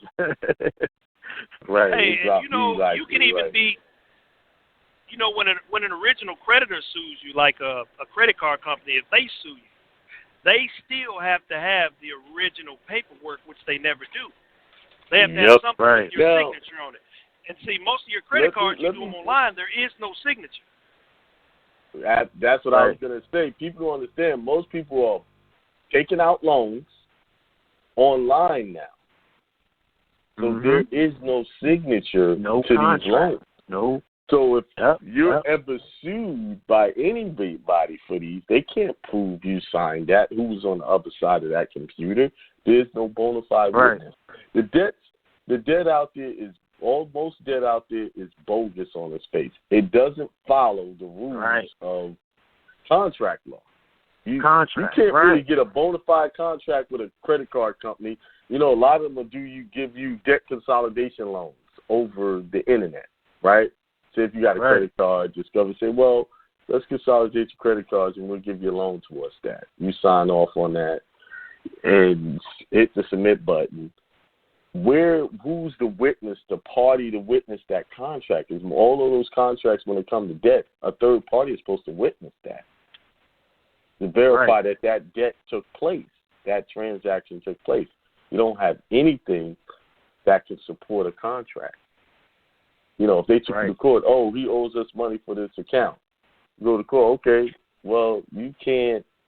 Where's my signature? Where's my who witnessed me signing this? Who said this? Who is the person?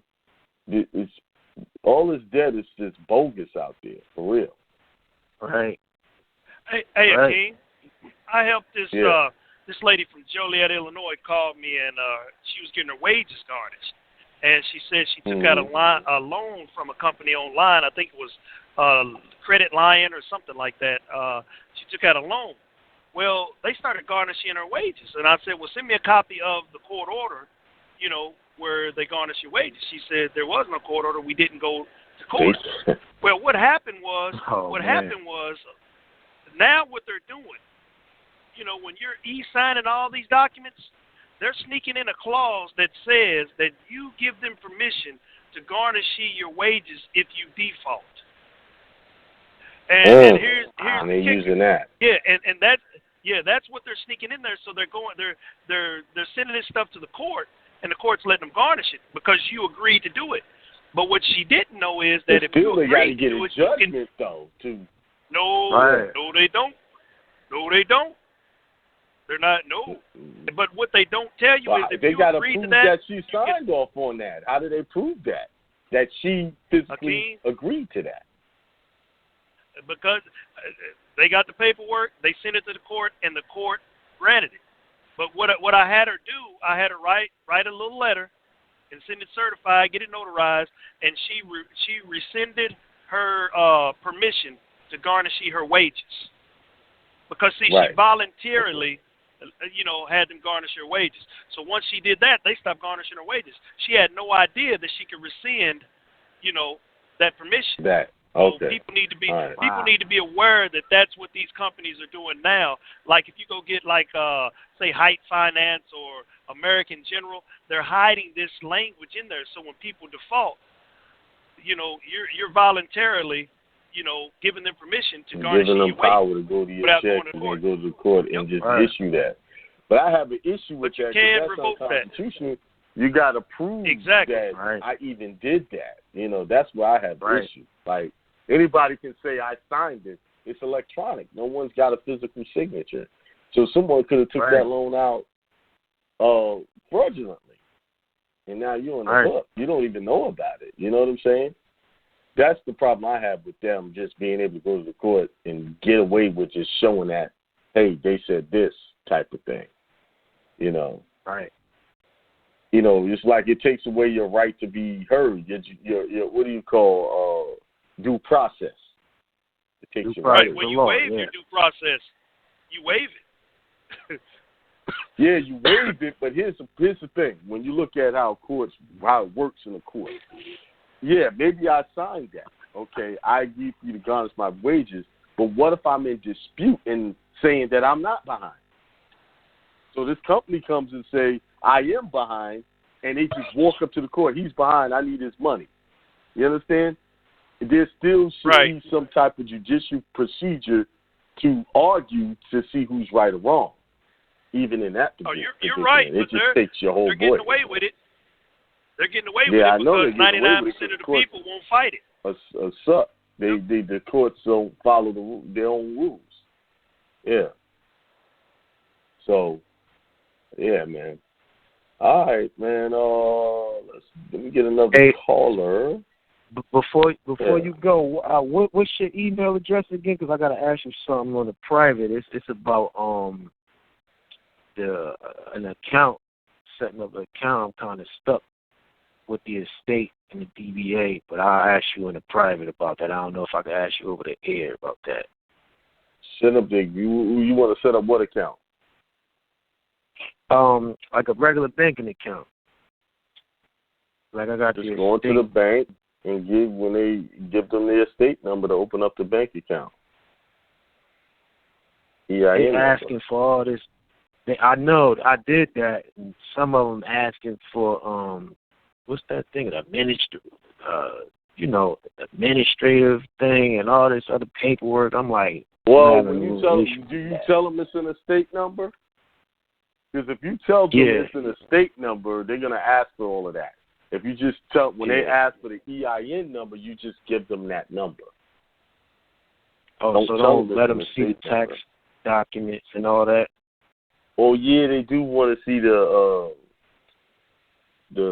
CP5, whatever that is, form. Yeah. Oh, they do want to see that. They do. Now they want to see that actual form, and it's going to say estate on it. So I personally don't have a bank account in my estate number. I use EIN numbers to open up bank accounts at CPNs. If you go to my website, get private banking and CPN webinar, it breaks that down. Okay. I walk into the bank and not have a bank account in the social. That's fair. I don't use the estate number for bank accounts. Okay. Yeah. I get. There was a time where you could just give them. See, so what people were doing was when they asked for the social, they would give them the estate number. Right. I was thinking about doing it like that. Like, instead of telling them, like, look, what's your social, just spit out the But you got to be careful with that. Because now the banks are actually having you sign off on an affidavit saying that that's your social, that you are verifying that that's your social. They're doing that. Yes. Wow. Yes. So be careful. You don't want to get yourself in trouble. Right. I'm gonna just take the CPN with the EIN route. Right. That's the easiest, most effective way that I've used. And then after 3 months of having that account, I was able to get a business credit card, and other people have used that same method and have been very successful with that. No problems, no instances of where you get in trouble, doing it the proper way. All right? All right, bet. Thanks a lot, man. All right. Private banking and CPN webinar. I think I have the whole bundle. It has all the CPN stuff all the way up into that. All right. Thanks, bro. Peace. All right, peace. Peace to the God. All right, let's go to 917297. Hey, what's going on, brother? Peace to the God. Yeah, CP575. Thanks. Oh, yeah, what's going on? Peace, man. What's going on good with you before you get to your question? How's life? How's family? How you doing? What you expect for yourself? Things is going good. With my life right now, can't really complain. I'm kind of unsure. No, definitely not unsure. No, definitely not unsure. Okay. Right now, things is definitely going good. Also, I'm going to be calling you soon to the passport thing. I got your number and everything, so I'll call you. I'll be back in the city. Yeah, I'll definitely be back in the city, I think, Friday, so I'll be hitting you up about that process. Okay. But I kind of, no problem. What I wanted to touch on was something that I have done where I removed some things. I went a different route than the brother that was in, and the other brother that just hung up not so long ago. And the route that I have taken, I didn't deny. I told them I'm not denying the debt, and that I did the how do you call it? Hold on, that's like I have it here on my phone. Just give me 1 second. It's right here. Okay, so I told them that I told the bank that I agreed to pay a financial obligation if they could lawfully prove that I owe this alleged, debt, and I will conditionally accept the offer if they could provide me, with a validation of debt, the verification of the claim against me, and a signed invoice. And one thing that I noticed before I knew a lot of the knowledge, just listening to your show and, doing research myself, they will send you a statement. A statement is not an invoice. No. And a signed invoice, what they're supposed to give you. So that's another thing they're trying to hide.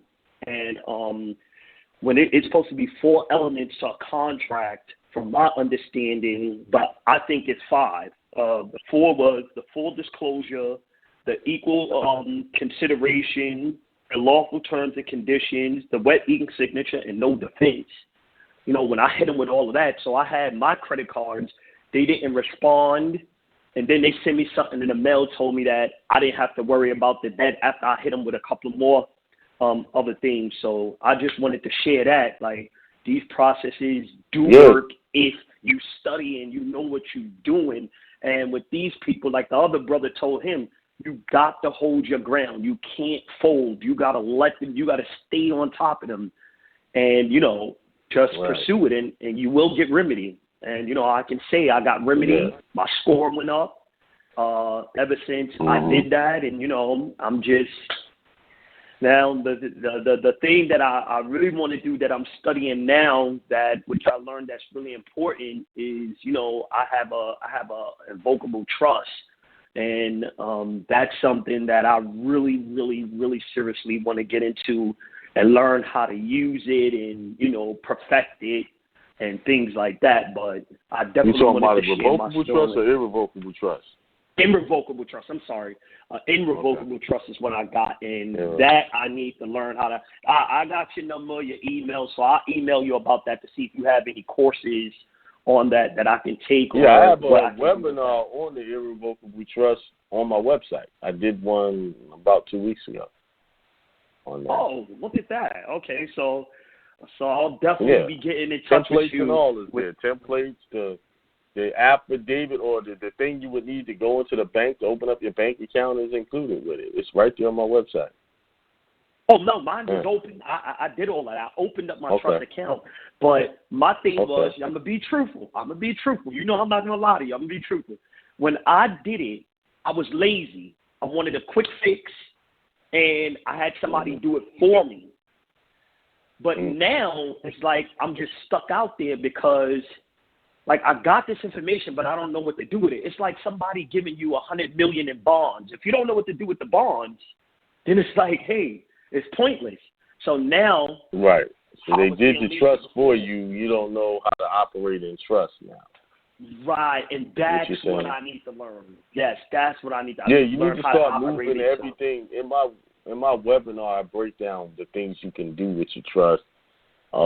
Basically, like, take all your bills and make the trust pay it. Insurance, I don't know how to do none of that. I don't know how to do none of that. Just like you would set up an account for yourself with your social, you call them up and ask them. What I did was I went to the bank and asked a few banks, what is it that is required for me to open up a bank account in my trust name? And they told me. And what I did was I picked the bank that was easiest to deal with. Like, one bank only needs you to fill out their paperwork, and it's called the trust certification form. You fill that out, and they open up the account. And they just want to see the CP 575. That's it. And of course, I did mine with Wells Fargo's. I don't know if you're familiar with Wells Fargo, because I was told that was the best bank to do it with. So I don't know if that could be wrong. I didn't go to that one bank. I went to banks that had the word trust in their name. Yeah, I heard another brother say that. Because I was listening to you one time, and he was talking about the same thing. I wrote down the number that he gave over the air because you was on his show.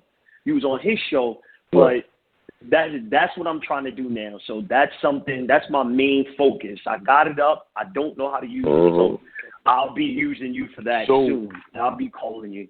Cool. Now, what I did, I took the bank's trust. They call it trust certification, but really this is called the you can call this the declaration of trust. Right? So I took their form, tweaked it so that it's generic, or it's like a template, and you could take it to any bank and say, here, and if they ask you, for the trust, your declaration of trust, there it is. And it also takes liability off the bank. The one reason why banks ask you for that declaration of trust, they want to have no liability if somebody comes in and screws with your trust account. So the trust certification that I set up is where it takes the liability off the bank, where, you know, if somebody, your trustee, does something wrong, they're not held responsible.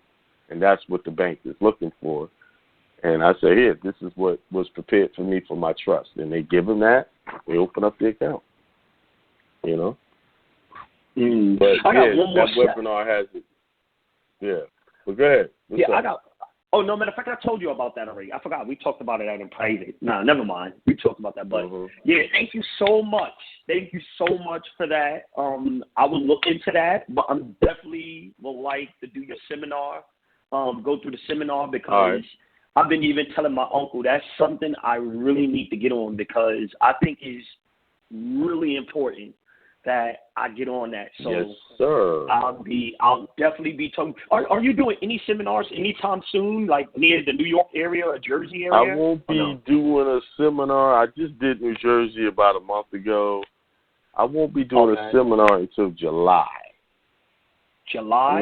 Right now, this is my rest month. My daughter's out of school right now. She's in camp, going on vacation. You know, things like that. My break time. I got to get my head recharged when I come back, because I am holding so much information right now, and I'm just reserving it for when I get back in July, because once I get on it, it's going to be full steam ahead. You know what I'm saying? So I'm holding out on information. I'm compiling and ready for July. Is going to be like a new year, starting a new year. 6 months are down, we're going to be doing the other 6 months. And that other 6 months is about prosperity and progress. So that's right. That's right. All right. So let me ask you a question. When it comes to the class, because it's one thing that I noticed. Like, a lot of people ask questions, so sometimes you're not able to get to everything that you want to get with. So do you think that it would be better if I just buy it versus going to the class? What are you talking about? When I do a seminar, I don't record that stuff. I don't record any of it. Oh, okay. All right. So I got to go to the class. It's live. You take notes, you know. Got you. All right. No Thank recording you so much, device. Akiem. Yeah, I know that. Thank you so much, Akiem. Okay. Bless you. All right, man. Peace. Take care. Peace. All right, let's go to 850303. Peace to the God, Brother Akiem. Peace to the God. What's going on? What's good going on with your life before you talk about your problems? Hey, what's good? Let me tell you what's good. What's good is that I'm getting a better and clearer understanding of the product process by continuing to listen to you. And the more I listen to it, what about the personal stuff? Your life ain't good, you know. Yeah, my life's good. Good. Relationship with your family, your finances. It can always be better. Anything. Yeah, my finances. Are getting better. Most definitely. I'm always thinking positive. My finances are excellent, great. That's where I want to be. I'm almost could be better, because that's like, you're not good. You gotta be careful what you say. Right. Yeah. What's up? I appreciate the advice. Well, I did get a chance to purchase the Florida injunction, and what are the instructions after that? I mean, even though I've listened to all of these shows, can you clarify what I need to do after that? Do I need to notify everyone that's on that sheet? Like everyone that's CC? Or? The specific ones is the sheriff, attorney general, Supreme Court justice, the chief, and the sheriff, attorney general, chief financial officer of the state? No.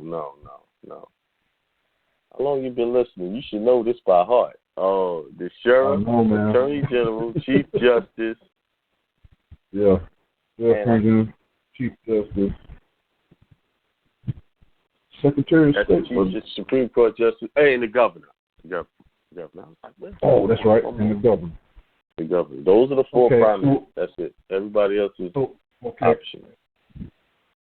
So we are exhausting the administrative. Certified, registered mail, huh? Notary certified, registered. So notary presentment. Okay, so what you emailed me, that's everything that was there. We just need to send it out. How many times to them? 3 times to them? 3 times default. First notice, second notice opportunity to cure, third notice default. Second. Okay, so everything that's required to do this process was on that one email, right? You just need to change the header. Got was the template. There was no instructions. Just fill it out, edit it for your needs. Now, this is what I tell people. Read those templates, read the Constitution, and make sure it matches up with what you want to do. Don't assume. Yeah, but you just got an outline of what to do. It could be you might want to add some other provisions of the Constitution in there. Oh, okay. All of those are copy and paste right out of the Constitution, but you need to look at it, verify it, then do it. Don't trust those templates like that. It's just a guideline on how to structure it. But you might go in and tweak it. This is the Constitution that you need to, and you need to know it. What you got in there? Yeah. Okay. And then, like you said, we do that 3 times, but everything is pretty much there. We just need to go in and tweak it, basically. Yeah, that's it. I'm surprised you don't have that as long as you've been listening. No, King, believe me, bro. I might be backwards. I make sure everything is right before I move forward. So I'm sure now. So I'm gonna start gathering. Yeah, but you've been running into all of these daggone cases. Yeah, I know, but they've been learning experience. But believe me, bro, I ain't been looking for it. I haven't been looking for it. I've been, I'm concentrating on being. Stop you right there. That's not true. Hey, tell me what's going on, bro. That's why you dealing with it. You've been looking for it. Well, I must have had to deal with it. That must have been something that I needed to experience to move on to the next. You're going to have to own this one. Talk to me, bro. You were looking for it because you're dealing with it. You put yourself in that position. Your consciousness, you don't experience nothing unless you consciously, subconsciously experienced it. Everything in the physical is already experienced in the subconscious before you see it physically. Own it. Okay. You know you've been seeing yourself doing cases and dealing with cases, unless you're just telling stories. Yeah. No, but only on the private side, and only. No, believe me, these are not lies. But I've always had good results from them. I mean, good remedies from them, just based on the knowledge that I'm getting from Hindsight Radio. These people. You enjoy dealing with these people, in the court. I'm not gonna lie to you. I'm not playing it. We talking now. You enjoy that, so that's why you keep getting these cases. But when I'm talking about the truth and the Constitution and anything dealing with our profit. I understand. That's not where I'm going. What I'm saying is, you have cases because you enjoy going against these people in the courtroom. I'm trying to get free, brother. I'm trying to get free. You're trying to get free. This is how I notice with me imitating my profit. Listen to you, brother. Yes, sir. I want to know. You know how I get free? This is how I get free. Yes, sir. I ain't having no court cases. No court cases come near me. Police don't come near me. No law enforcement. I don't deal with them. I don't even want to. The only time I want to deal with them, I see them. Hey, how you doing? And keep it moving. That's how I'm the same way, but they help me down. Court cases. they help me down. So my consciousness don't perceive those things.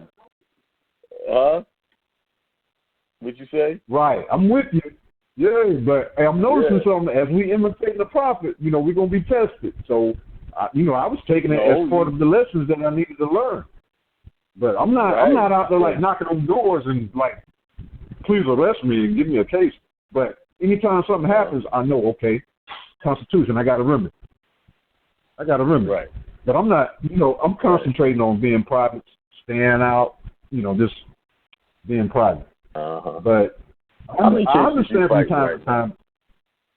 None. Everything is over. Oh, okay. I'll take this back. Child support. That's the only thing. Oh, that's the only thing I got left on my table. Now, what you need is the child support injunction, templates, and those types of things. Okay, that's next. Those are real live cases right out of the court that you can use to fight your child support. All right? Yeah. All and right, let me tell you a quick story on the child support. What's up? Huh? Let me tell you a quick story on the child support. Recently, probably about a month or two ago, I went to a child support hearing. Okay, I put them on blast. Guess what, bro? I got robbed in the courtroom, bro. I got robbed in the courtroom. The cat actually said, "How much money you got in your wallet?" I said, "About $40." You gave him jurisdiction. Gave him evidence against yourself. Well, go ahead. Oh, so check this out. Anytime you make a payment, you're giving them jurisdiction, which is sounded like you just did. Well, when he asked that question, that was an offer to you. How much money you got? What do you think his next question was going to be? Well, you could pay this. You see? That was an offer. Yeah. Yep. But see, I'm stopping all of that. That could have. Now, there's a catch-22. You could have went to jail for contempt for not paying child support. The only reason why they ask you that question is you got arrears, and they want to see what you got and put towards those arrears so they don't lock you up. Yeah. Oh, yeah, check this out. There's $40,000 in the arrears, but how much money do you have to pay? That's coming up next. But I need to do the ABC and set up the injunction, so when I'm in there in front of them, it'll be a little harder for them to lock me up. So that's why I'm getting to the point now. You got me confused. You've been listening to this show for at least a couple of years or more, and I'm like, why? I don't believe it. 2013. It's like you at the beginning. Huh? No, I got the knowledge, but see, now the funds are catching up. I would have cases come up to where I would be in jail for, I would have cases come up where I might be in jail for 4 or 5 months. There was a point in time where I didn't listen to Hindsight Radio for about 6 months. I mean, brother, they actually hunt me down where I'm at. So I'm very careful about what I do, and I'm not, I'm imitating a prophet here where I'm at. Oh, it comes with something, but it's all good. Now the prophet didn't just spend those 6 months off and on in jail, so that's not emulate the prophet. You just got to be straight with you. Well, hey man, I post bombs. I post bombs. You got to get all that out of consciousness. You got too much going on, and that's why you keep receiving these same situations. But anyway, bro, to be honest with you, I ain't got nothing going on, Mo. Getting away from but Islam and peace. Huh? Peace to the God, Mo. All right, peace. What was that? All right. 214-326. Hey, peace. Peace. What's going on? A lot of good. Got this healthy, handsome baby boy. Yeah. Congratulations on that. Bringing your life into the world. Right. As long as I done watching Your Baby Can Learn with him, so we got him clapping and all that stuff a little bit ahead of his schedule. He's ahead of his peer group. I'll say it like that. So that's super positive. Okay, great. For a woman with a baby. Great. So, and then I got Marco and his real estate thing. You got a book, I got a book, so I know that's going well for him. Good. I didn't do my book today. I'm gonna do it on Thursday. I'm gonna get everybody. No, you got to do it right now because I need to get in there with you. Oh, you want me to put it in there now? All right, hold on. This second, yes, sir. I'll go get it. See, you ask and you shall receive. That's good. Exactly. Now, you know what? That reminded me. A guy came up to me in the store, grocery store yesterday, asking me for spare change. He was a young brother. And I said, what is spare change? What is that? I don't think anybody got spare change. You know what I'm saying? Right. Everything you got, it's something you're going to use it eventually. And I told him, if you're asking people for money, you need to be definite, specific, precise, specific. I helped the brother out, but I had to I had to give him a command to be specific on how much he needed. Right. Well, I got you on the phone for that, though. I need to get some commerce rolling with you. You were talking, I'd say, about a month ago about CBD oils and getting a business going. Right. Yeah. The lady I was talking about it with, her, she felt ill. She had the operation and it kept her down. I gotta go. I'm gonna check on her tomorrow and see where we at with that. But yeah, definitely. Yeah. Well, I'd like to exchange a little bit of information with you about that. I'm down to you have Akiem. those products available? You have those available? I'll blurb out a little bit over the air. They got what's called a white label company. No, we can talk about it in private. No, let's talk about it in private. You know, we don't let the devil know what we're doing. What's the name? Yep. Deontay. Okay. And I'm teaming up with you, and I got a $500,000 on us for the year. DAOANTHI. OANTHI. Correct. Okay. $500,000 you want to make by the end of the year, a year? Right, by the end of the year. Me and you both. $1 million between the two of us. Okay, by the end of the year. So what you're saying is doing commerce with me, you want our business to do $500 million by the end of the year. Okay. No, $500,000 each. $1 million by the end of the year. $500,000. $1 million total each. $500,000 each. Okay. That's being precise. Right. Yeah. Okay. And then you were talking earlier, and all the revenue you got, and you were talking about the money that you had spent on some of the processes that didn't work, and that's the wrong word. It's got to be used or circulated because you want it coming back to you. Circulated, yeah. No. So, like Reverend Ike says, stuff was spent because that stuff didn't work. But yeah, I got you. Circulate. But the money still got to come back to you. And Reverend Ike says if you correct it. I didn't put out a lot of money out on processes like that. When I circulated money on processes, most of the ones I used worked. I didn't put out thousands of dollars like some people did. I could say maybe $1,000 worth of stuff that I paid for that didn't work, opposed to other people who spent a lot more money than that. It's just that I always went with my spirit on it. I don't feel right. What happens is when you're about to do any type of business mission or do anything for that matter, if you feel fatigue or coming on when you're about to make that decision, that means there's something not truthful in that situation. Because people who most of us are not trained liars. So when you're about to lie, that puts a lot of stress on you, and you get tired. You feel a heaviness about you. So when you're about to go into any situation and you're feeling heavy, do not do it. Don't do it.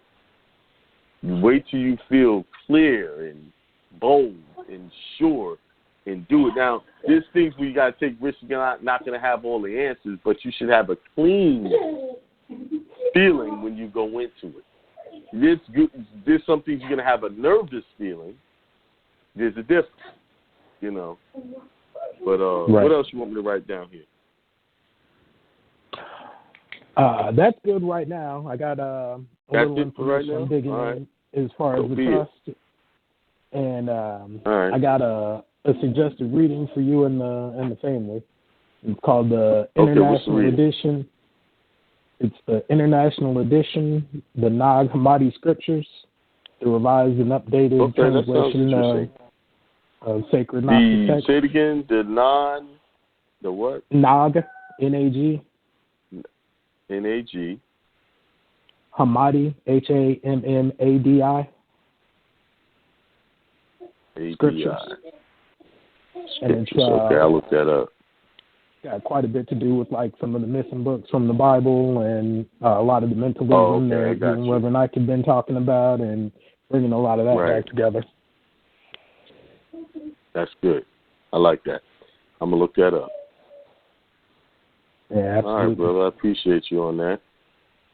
I appreciate all the good y'all been doing. Me in a business venture. Right, and I love what y'all been talking about with the credit stuff. It was an awesome show. Great time to call in for the first time.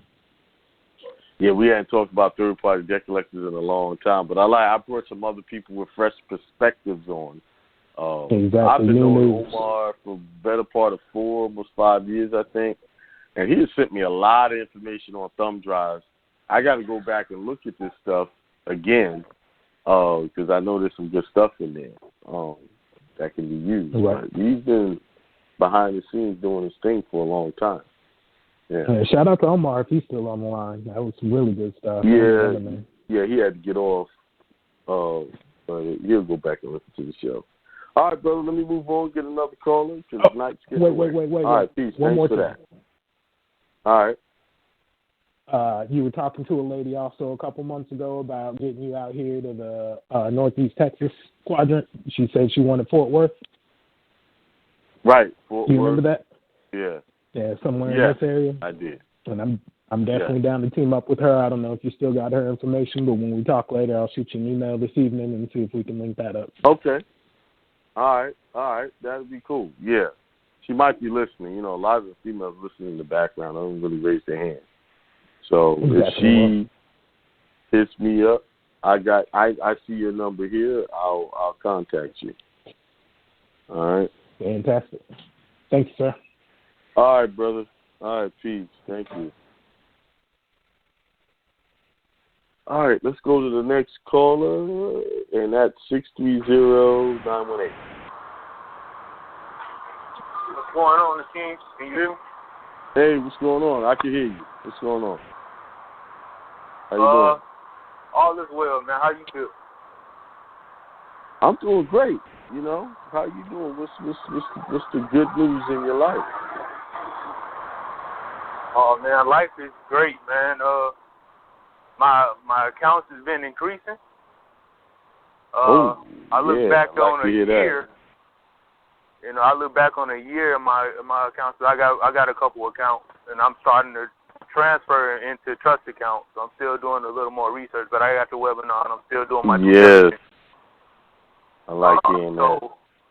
Good job. So, and also my spiritual essence with Reverend Akiem. Today I read a chapter about love the God in me. Love the God in me. You know, that's so important. I've been really speaking that, you know, and your affirmation that you always give. I'm healthy. I'm wealthy. I'm prosperity. I'm divinity, and I am God. So that's in my spirit. I try to say that every time I go to bed.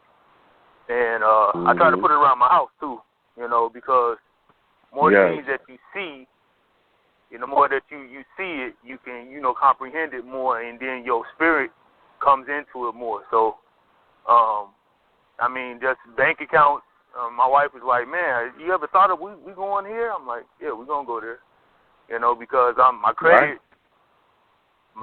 is getting where it needs to be. I'm almost to the 700. I'm like 695, but it's all in due process. It's all in divine time. It's all in divine time. Mm-hmm. So you I ain't going to worry about that. You might want to get the private banking webinar to enhance the stuff that you're doing right now. You know. Okay. If that shows you how to get that business credit card, do all of those things, that you might want to try to get that along with what you're already doing. That's going to help you. Okay. Mm-hmm. Yeah, that's an investment that will be, you know, and then the money going to circulate. It's going to circulate. Yes, sir. I'm not spending circulate nothing. Money here. It's going to circulate. You know. Right. So, but yeah, your lesson that you gave today, man, and you really hit some points just about your spiritual essence and what you speak. You hitting a lot of things that was helping me out. You know, you talk about the metaphysical Bible, and man, I think I messaged you or something about it, and I was like, well, is this it? You was like, yes. And you know, that breaks down a lot of characters in the Bible that we really don't. We've been so the wording has been so messed up to the point of I be telling people. I said no, it's the language. They said, what you mean? I said it's the language. I said they didn't got us on the language so bad, and I said it's really you got to think reverse. You got to think reverse. If you don't think reverse, what you think that the curriculum have taught you, I said it's already wrong.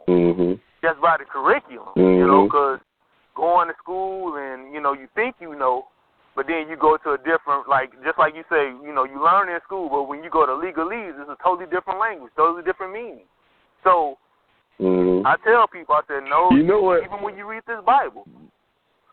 Yep. Go ahead. Without getting break down, people miss this in that story of the 3 Hebrew boys. Did you notice Daniel wasn't there? That's true. Yeah, I noticed it. Right. Meshach, and Abednego. Then, I noticed you didn't hit on that. I noticed a fourth was in that fire. Do you realize there wasn't 3 people going into that fire? It was one person, Daniel. He was all of them in one. Wow. That's true. He embodied the attributes, the consciousness of all of those individuals. Because they gave a name depending on what they was doing. Because after that, you hear no more about those 3 Hebrew boys. So Daniel had to master all of those aspects of consciousness. Then he was put to the test. Then after that, Daniel started to give, because if you go right immediately after that, he starts to give prophecy about what's going on today. See, the Bible, from the carnal mind, they broke them into 4 different people. But from the consciousness level, it's all one person, one consciousness, working together, different aspects. The love, the knowledge, the wisdom. That's why I kept telling y'all, you need all of these here. But they sliced it down into this guy mastered that. So that part of your conscious, you remember your brain has 4 quadrants. That's right. You see? So you have to master these different things subconsciously. And then once you master them all, then you put to the test, you go to the fire. Are you going to allow the distractions of this world, you going after, that's why the statue was gold, to go after these distractions instead of staying on. You're going to get to the gold, but you have to put your spiritual needs first, then the gold. All of these things be added to you. See, are you going to forsake your spirituality and go after, in this case, the golden statue?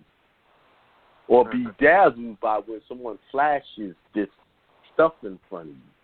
Do y'all know that's a spell that they're putting on your mind? When, hey, look at me, I got this. And if you get this, come do business with me. That's a spell. You see? You don't need to look at somebody else's things or riches or whatever to get what you need. You have come into this world with everything that you need. Everything is laid out. All you got to do is go to the table and eat. Yeah. The problem is we trying to eat off everybody else's table, but the table that's been laid for us and right in front of us. Calling ourselves black, Negro, colored, all of these crazy things. Giving ourselves titles that don't belong to us. Yeah. We'll be dazzled by everybody else's, look, this is what you need to do. Look. Instead of looking in the one place that matters, in you. That's right. You think you will come into this world as the creation and likeness of God and come lacking? The plants don't even come that way. The animals don't even. They got everything they need. Animals don't have grocery stores. Cars to drive in. They have everything they need for the existence that they're here to fulfill. We are the same way. But we've been taught that we don't have enough. So we keep looking for not having enough and missing the fact that it's already there. When the prodigal son went to his father and got his, what he thought was all of his inheritance and went off and blew it, he didn't think there was anything left. But the father, the God, was wise enough to give him just a portion of what he had. Then he came back, and his father said, you don't have to be my servant here. There's more over here where that came from. That was just a little smidgen what I got for you. All you got to do, that's consciousness. You have to see that, like you said, like brother was saying, how much money you want to make by the end of the year. You see what I'm saying? He made a definite statement. He could have asked for $1 billion. Yeah. You see what I'm saying? But that's what his mind saw. That's the limitations of his thinking. I'm not saying he's limited in his thinking, because $1 million, $500,000 is a lot of money. But what I'm saying is you could go even further. You will get what your mind can handle or what you perceive you deserve. You only have what you deserve. So if you have little, that means in somewhere in you feel like that's all you deserve. You have an abundance, you feel like you deserve an abundance. You get what you deserve, or you get what you ask for. Wow. Yeah. Wow. Yeah. All right, brother. Anything else? No, that's it, Akiem. I just wanted to touch base with you, man. I'm just grateful, man. Have a good night. I'm glad to hear that. You're grateful. That's one of the biggest things. That's part of the meekness, being grateful. Because being grateful for what you have now prepares you for having more. That's true. Sometimes I think about the people that call in, and I'm not, they have a lot of, situations and, things of that nature. Then I just think about myself. I ain't got them situations. So I'm just, I'm not in nobody else's shoes like that, and I wouldn't want to be. But then there's on the other side, like, I'm grateful that I'm not in them situations. You know why it's a grateful thing. It ain't got nothing to do with that. You know why you're not in those situations? Because your consciousness can't perceive those situations.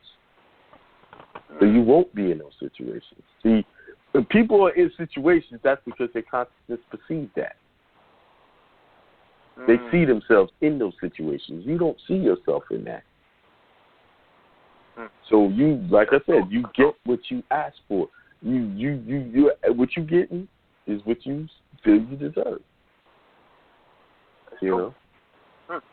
Once we recognize what's happening to us, we're doing it to ourselves. Nobody's putting a spell on you. Roots, whatever you want to call it, you putting it on yourself. Good and bad, you're doing it to yourself. All right, brother. That's true. Appreciate your comments. I appreciate your gratitude. Thank you. All right, peace. All right, bye-bye. All right, let's go to 229-733. Lines are full up. 229. Yes, sir. Yes, sir. Good evening. How you doing, my brother? Peace, man. Look, man, you're on fire tonight, man, and I actually caught the beginning of your show for the very first time, and I really enjoy and applaud the work that you're doing. And so one of the last things that you said was that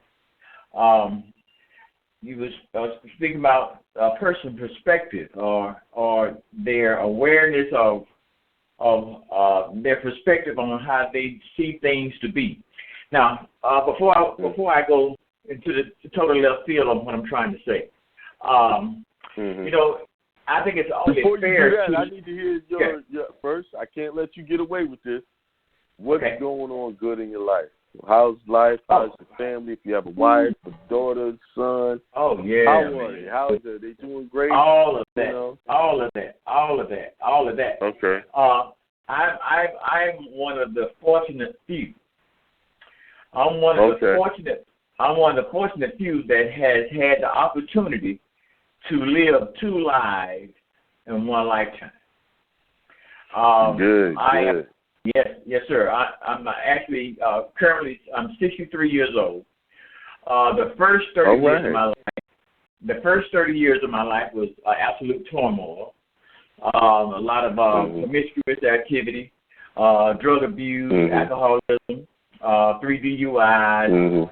I think in my earlier life, the first time I stayed on the job for 3 years, I thought I had really done something because I had very short attention span, very short focus, had numerous of great jobs, sold insurance, sold automobiles, but I was never focused well enough to be good at any of that. All right. Right. Okay. So in all of that, God saw favor on me, and one would probably want to ask the question, well, why me? But I've learned through my studies that that's not your business to know why. Just know that it was, and you was chosen to do and to witness, and that's my journey now, is to bear witness for the grace that has been bestowed upon me. Now I'm from Atlanta, Georgia, and I'm from the home of Dr. Martin Luther King Jr. And I went to school with Andrew Young children. I went to school with Hank Aaron. Yeah, I went to school with Hank Aaron children, and we was all caught up in the era of the early '90s. And now after all of that, I don't know how they fared out. I know that they had promise in their legacy. Being the children of the prominent individuals. Now I'm not quite sure how they fared out, but I know that for some strange reason, and it's all about His grace, that God saw favor on me. Now, okay, so now fast forward to today. After listening to you speak most of the night, and speaking in terms of 2019 presently, God is so good that He has shown us how for 300 years or more, the wool has been pulled over our eyes, whereas all the religious teachings was intentionally designed to distract us and to fool us into something that we were never intended to be. Like you just said a moment ago, we have such greatness in us. We have such greatness in us but we have been programmed by design that, like my grandmother had a white, blue-eyed Jesus on her wall, and that was all that she knew. Right. And that was all that she knew. And so, but here in 2019, politically, everything is really rising to the top now. The big lie is really rising to the top, and I'm really thankful for that. But let me ask you a question, brother. Let me ask you a question.